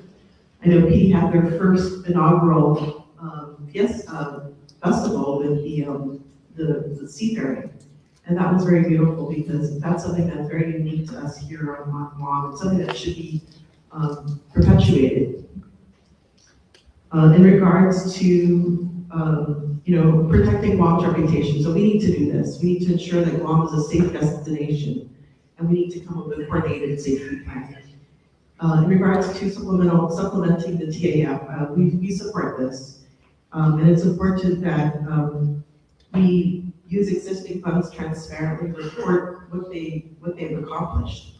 Other possible sources are cooperative airline tour marketing funding, private sector matching contributions, federal funding, event sponsorships, visitor-generated revenues dedicated to defined improvements. So there are many other ways that we can be creative when it comes to funding to ensure that we can make a sustained investment. And we need to leverage the dollars that we're already spending in our government so that we can then integrate a lot of these, tourists. We need to strengthen our tourist curriculum. As a former educator, I know how this can happen. It's just awesome. Team number one. Thank you. How do we diversify? Location, location, location. There's a reason why the military wanted to build a bases here. There's a reason why we were occupied during World War II. There was a reason why the Spanish, brought its galleons here. It's because of our location. If we want to diversify this, then we offer Guam as a place to be able to conduct safe business. We are about 70, we are in the middle of 70% of the world's gross domestic product. Where 70% of the world's marketing activity happens in our backyard. We are the only U.S. place, the only U.S. territory, U.S. soil that can claim that you can go off to Japan, do your work, and come home in time for dinner and talk during the same time zones. Let's start to look at that so that we can diversify not just the tourists, not just so that people want to be able to pay here, but people can work here and give them that safe community to be able to work here. With regard to diversification, or we're using government funding, we have a model that we're using today that if we move that model from military buildup to tourism growth and development, it works because today many of your government spending is so that we can complement and we can supplement what is happening with the military growth and development. We can use that same model for tourism so that it doesn't matter that you need to drag more from the tourism transit fund. It's making sure that that funding that you're giving to public works or to other government entities is aligned, is for projects aligned to be able to build our tourism industry. It can happen, and it will happen with the Blossom administration. And I would just like to add that making investments beyond the tourist attraction fund is important. And it needs to be guided by a strategic plan. It has to have collective conversation that identifies what those priorities are. And if it means that we identify excess revenues, for example, to build the public-private partnership fund for investments, then so be it, because it brings together individuals to benefit our community.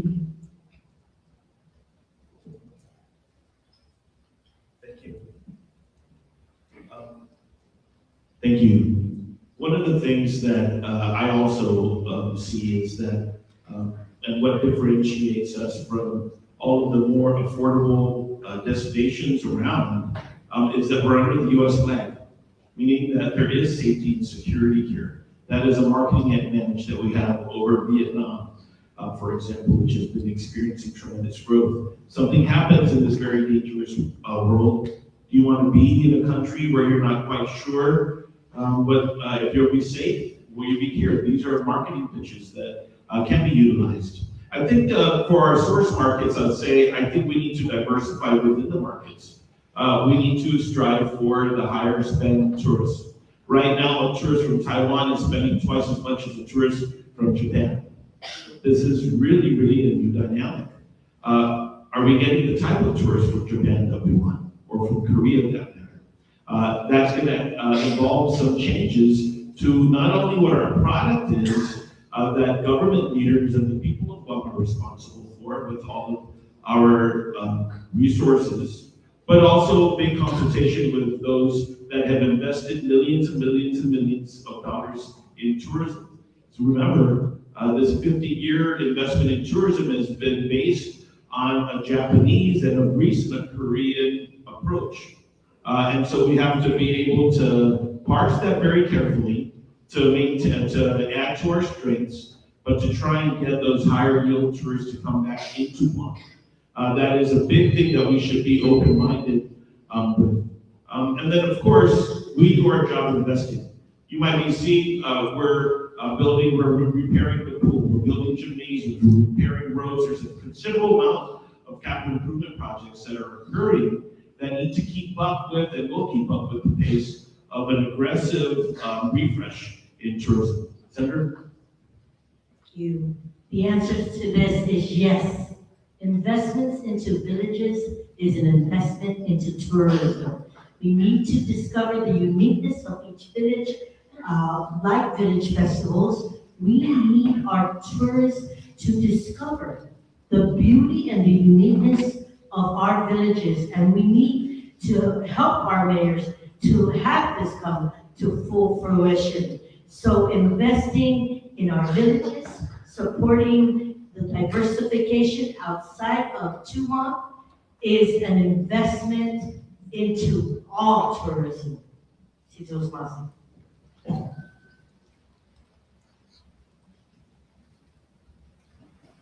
Thank you. And then the final response to question number 4. Our problem isn't that Japan and Korea stopped traveling. They did it. The problem is that Guam stopped winning as a destination. In 2016, nearly 1 out of 22 Japanese travelers chose Guam. Today, it's closer to 1 out of every 60. Our market share went from 3%, and today it is less than 1.5 of 15 million outbound travelers annually. South Korea's outbound market is larger than ever, about 30 million annually. Yet our share has declined there too. We once received about 3%, and today it's down to 1.3. Guam doesn't need to look far for prospective visitors. We need to become the destination they choose again. Diversification isn't just about where visitors come from.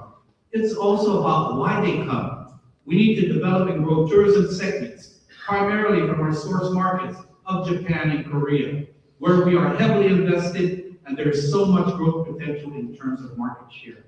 Younger travelers, students, families looking for affordable rooms, quick dining, beach access, and short stays. Visitors interested in hikes, snorkeling, cultural trails in southern Guam. Guam has historically done well with families, and we should protect that mid-tier market while modernizing our experience. And lastly, students from Japan, Korea, and Taiwan, and the Philippines coming for learning English, cultural exchange, summer camps, and that America in Asia experience. Our goal should not only be about more arrivals. We should work to increase length of stay by at least 1 night. We need to grow the MICE market. I agree. But with short time, I want to talk to you about sports tourism. The Atacama administration will invest in much needed modern sports facilities, like a new National Baseball Stadium. where we not only provide benefit for our people, but facilities open up a huge opportunity for international competitions as well as training. Our island should also have a national rugby pitch. It should have more public swimming pools, starting with one. We should have beach volleyball courts. We should have dedicated pickleball courts. We should have a modern skate park, which is huge in Japan. And we will support the motorsports returning to our island at the Guam Raceway Park. Because marketing alone cannot sell an outdated destination. We must improve the visitor experience and facilities if we expect them to come back, and we need to invest heavily while our competitors are investing in their destinations as well. Thank you very much. Thank you very much. We are going to be going to the closing statements, which will be 3 minutes each per team. But we wanted to allow the opportunity for no more than 2 questions. But if it is a very specific question, we're only going to allow 1-minute responses from each gubernatorial team. Does anybody want to ask a question from the floor? Please come to the mic. I see 2, and that'll be it. And then Mr. Frank Kenny, you can go to the other microphone. That way we have you prepared. My name is Ambrose. I'm with the Kiwanis Nation of Guam. We just returned from the Philippines for a conference. And one of the things that we're trying to bring, and we won, and we have to fight to bring the Kiwanis Asia Pacific Conference. These are countries as far away as Pakistan, India, Taiwan, the Philippines, and so on and so forth. We're looking at 22 countries. We had to fight to bring it, to keep it here in Guam, because we actually won it, but then they said there was a motion to take it away from us. And we had to fight for it, and we won by 70% of the votes. So we're looking at March 2027 to bring them here on Guam from all these different countries. And again, I look for opportunities. I started a company. Ambrose, sorry. So what is the question? Basically, everybody was talking about kickstarting and opportunities here. And really, here is an opportunity for government, private, nonprofit organizations to work together, collaborate, and start this 2027. Sponsorship. And by the way, thank you, GVB. GVB actually helped us with swags, pins, and other things, so thank you. We actually won the... Sorry, Ambrose, what is the question now? Private-public partnership, whoever wins, we would like that opportunity for you, and then also getting the private sector to support this thing that's going to be in March 2027. That's really not a question, but more of a statement.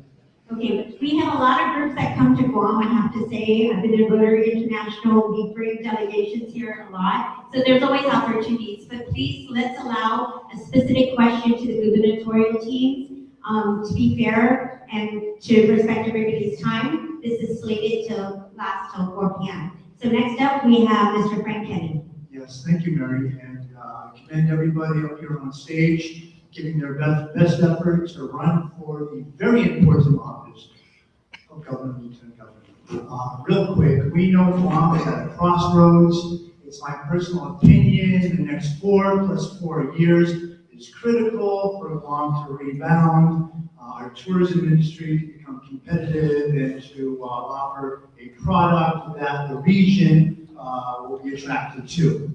So my question is, my sole question is upon you getting elected to office and the responsibilities that come with it, and how you're going to get pulled from education to public safety, etc. Your job is complex. You know your job is complex. But with that being said, how are you going to make sure that you will stay focused and tourism will be a primary driver of your administration and not get lost in the complexities and the demand, because it is a hard position, I'm sure. But how, given our crossroads, we got 4 plus 4 years to try to turn this thing around, right? Everybody's in agreement with that. but how is your administration going to stay focused for, and if you're able to get back in, 4+ years, so in 8 years from now, we can turn around and we can say, we've had some progress, we're in a better place, and we're now competitive. How will you stay focused on that with all the demands that your job brings? Thank you very much. So to be fair, that's the 5th question, so we'll start with team number 5. Hi, Frank. Thank you for the question. It's a good question. How will we stay focused? And that's why we said in the beginning we're going to have to establish a council within the governor's office that brings together agencies that are the core to improving the infrastructure of Guam and our destination, and bringing together private partners that are able to gauge and how we will become competitive, how will we win that competitive race.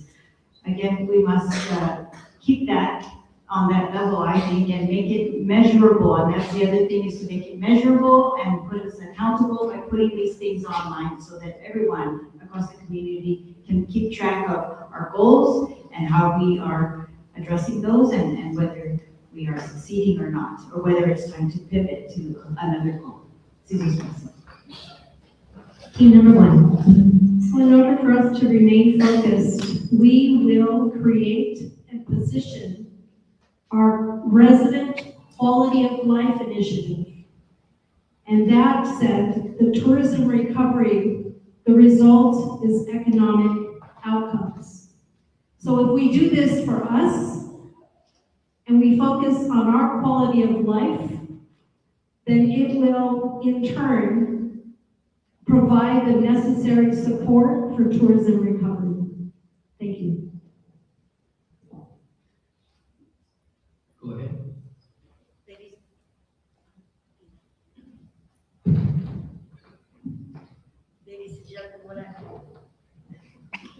Ladies and gentlemen, when I was the oversight chair of tourism, we were at our best.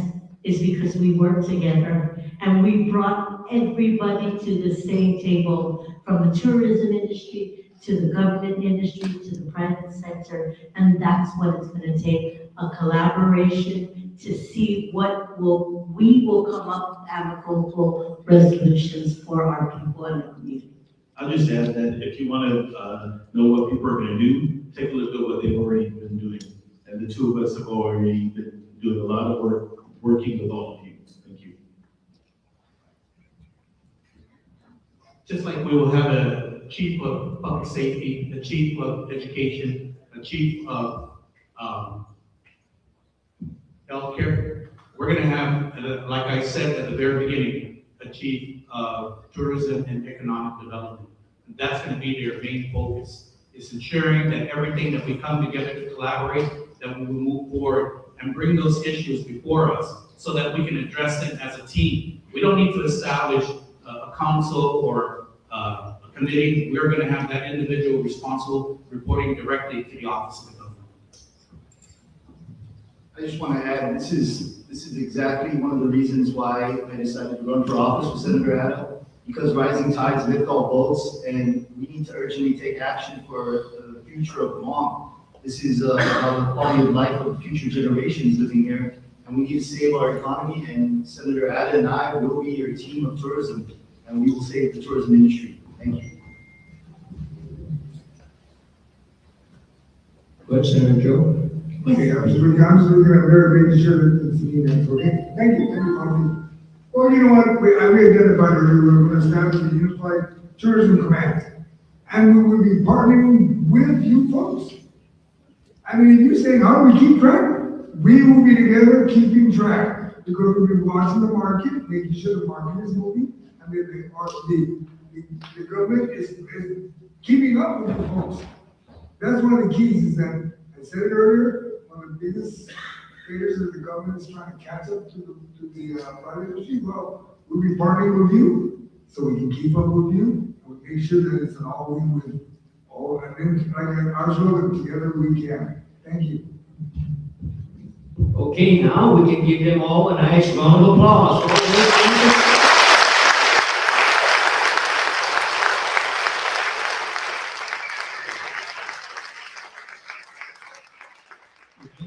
again for your cooperation and your support in keeping the decorum very well.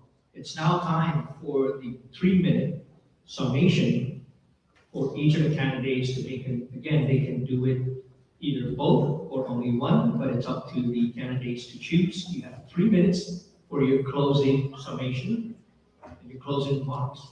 Since we had already Senator Torres answered the question, the last question from the audience, we'll start now again to team number 1 for your submission.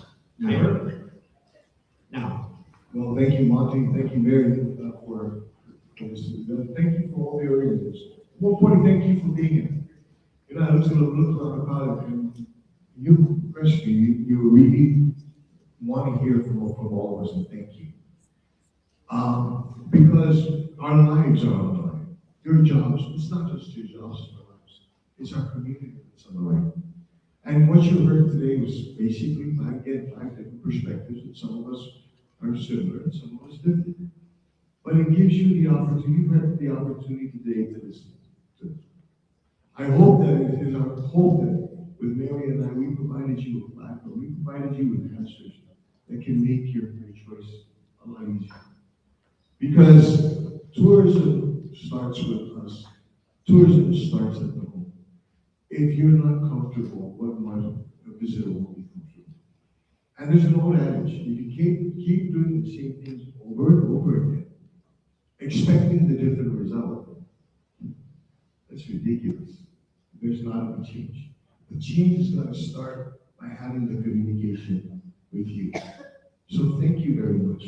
And we look forward to hearing from you as we move along. On the eve of our 82nd liberation of Guam, we would like to take this opportunity to honor our greatest generation, our war survivors. And I'm very fortunate to still have my mom around. And if we learned anything from our war survivors, it is to be very humble.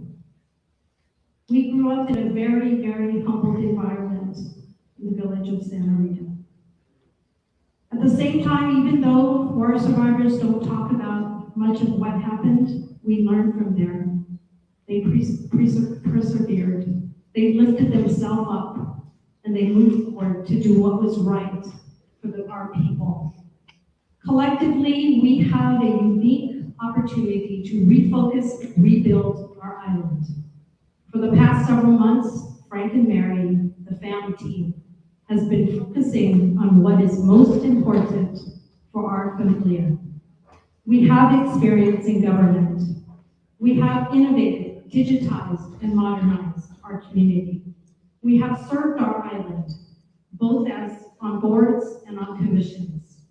We are Frank and Mary. Please vote La Socada, August 1st, 2026, as your next Governor and Lieutenant Governor. Have a wonderful day and happy liberation to all of you. Team 2. Thank you so much for taking care of all of us. Everybody in tourism, working in the hotels and the restaurants and the tours, you're the face of Guam. And every single person that comes here that interacts with you leaves that experience knowing that Guam is the very best place to live. And the best place to live is the best place to visit. We believe in Guam's future. That's our rally call. Let's Go Guam really is the confidence that we have in our ability not only to come together, but to be able to navigate whatever challenges come our way, but also to make sure that we seize every single opportunity. Tina and I are really focused on affordability because we know that a more affordable home will be able to keep a very important workforce of the island, this tourism workforce, making sure that we provide adequate healthcare, attainable healthcare that they can receive on island is such a passion for us because we know so many families are hurting and have to be burdened with leaving abroad. We know that investing in communities, building gymnasiums, parks, educational programs, and youth programs allows us to nurture the future of this island. And we have to celebrate and we have to reward everybody that is staying here because they're so committed to this island. We don't leave when things are tough. And the commitment that we have with you is we will build Guam's future together with all of you. That is the commitment and the promise that we make every single day that we wake up to do our current jobs. And we want to do a better job in January as your next governor and lieutenant governor with your vote, which we're asking you today. Today, we stand before you with gratitude, conviction, and purpose. And I want to tell you plainly why I'm running with this great man. I believe in Josh Tenorio. I believe in his character. I believe in his judgment. And I believe in his leadership in the moments that matter most. When life gets hard, when our people depend on him, Josh rises and he delivers. He is calm under pressure, clear in a crisis, and focused on the people who need us the most. That's leadership, not noise, not excuses, but discipline, cooperation, results. This is how Josh has been leading, and that's how he will lead us into a new era of the Guaman prosperity. Let's go Guam and seek Zuas Masi to each and every one of you for taking the time to listen to us, and we humbly ask you for your powerful gift of vote and Sanamasi. This afternoon, you've heard a lot about tourism, visitors, arrivals, airline seats, marketing, and infrastructure. Those things matter. But this election is really about something much bigger. We need to ask a tough question. What will happen if we don't take action this election and bring change? Investors will continue to pull the plug or hesitate. Businesses will continue to struggle. Families will continue to lose opportunities. And our younger generation will continue to look somewhere else for their future. We refuse to accept that. We don't want to see a ghost town of shops and hotels. We know this island, we know its people, and we know that Guam has everything it needs to become one of the premier destinations in the Pacific once again. The difference is the Atacama team has a plan, a tourism-first plan that prioritizes investments where our island and industry can benefit long-term. Our team has a balanced experience of working in government, but most especially in the private sector, to elevate tourism, and is capable and driven to execute a plan like no other team on this stage. We will improve the visitor experience, create new attractions, protect our culture, diversify our visitor market, and we will bring leadership that brings every agency together under one mission, making Guam a place that more people want to visit and our people are proud to call home. Our administration will earn back trust. We will restore accountability in government. We will bring the public and private sector together as partners, not opponents, and we will measure success by results, no more empty promises. We don't measure success by how many people visit Guam. We measure success by how many of our own people choose to build their futures here. If we build an island that our own families are proud to live in, the rest of the world will want to experience it. We will continue to clean up and maintain our public spaces and bring pride in how our island looks. We will revitalize our capital of government.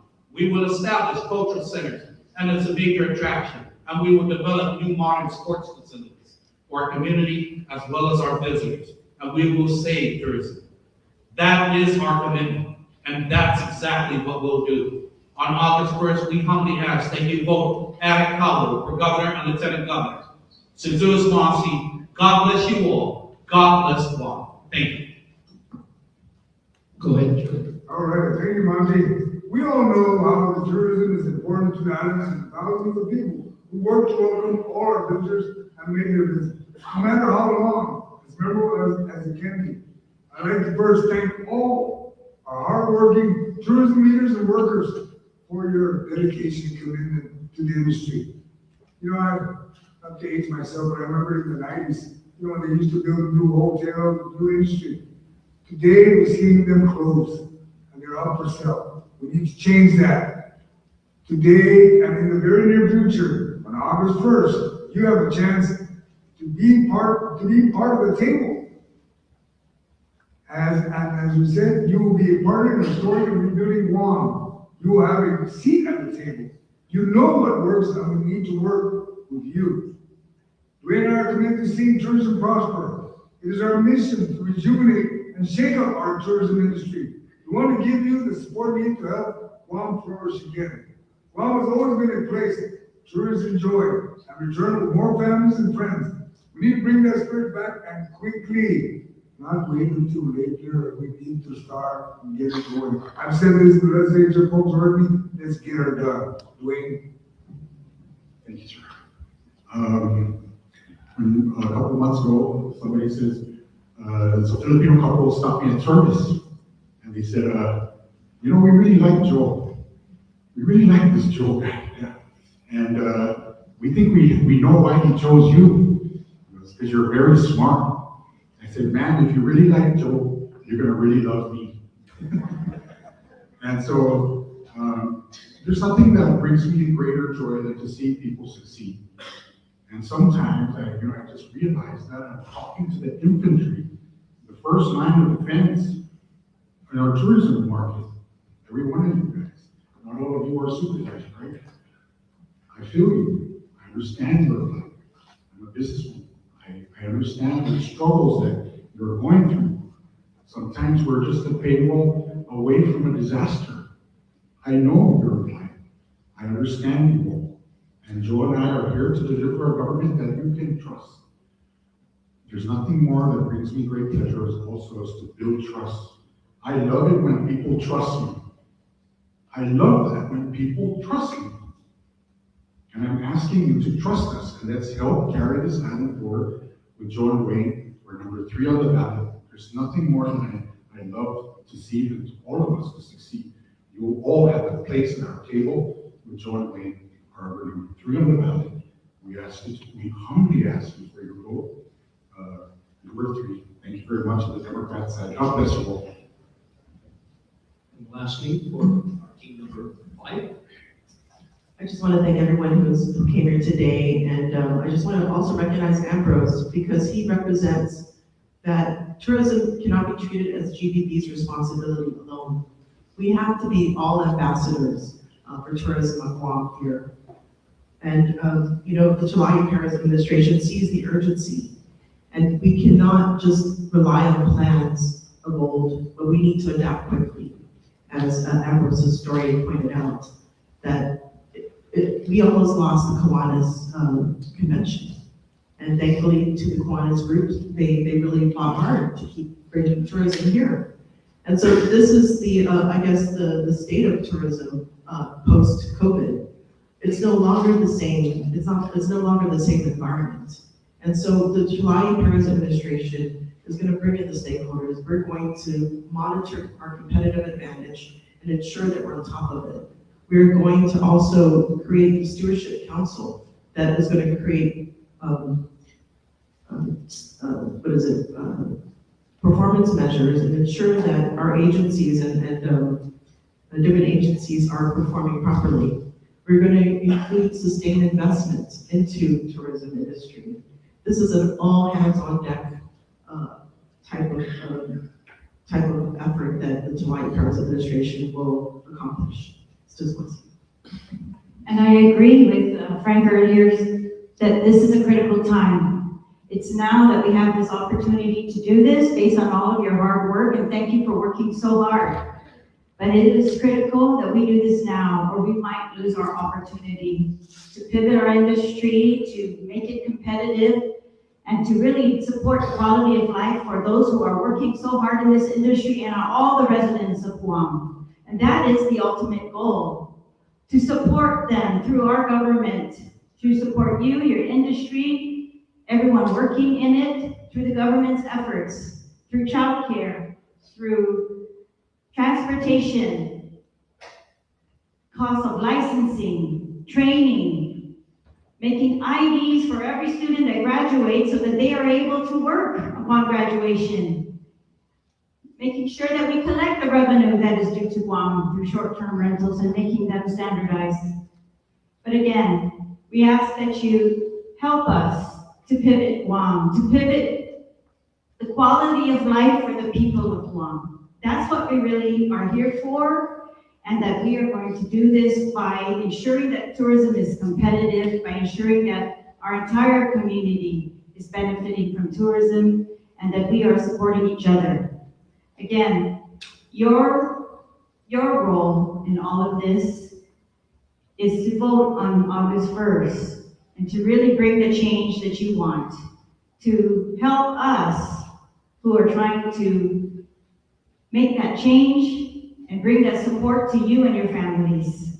And again, we are so very grateful for all of your work. Thank you. Now we can give them all a nice round of applause. Thank you, Kandit. As we said earlier, all of your responses are recorded and will be held to whoever wins this election.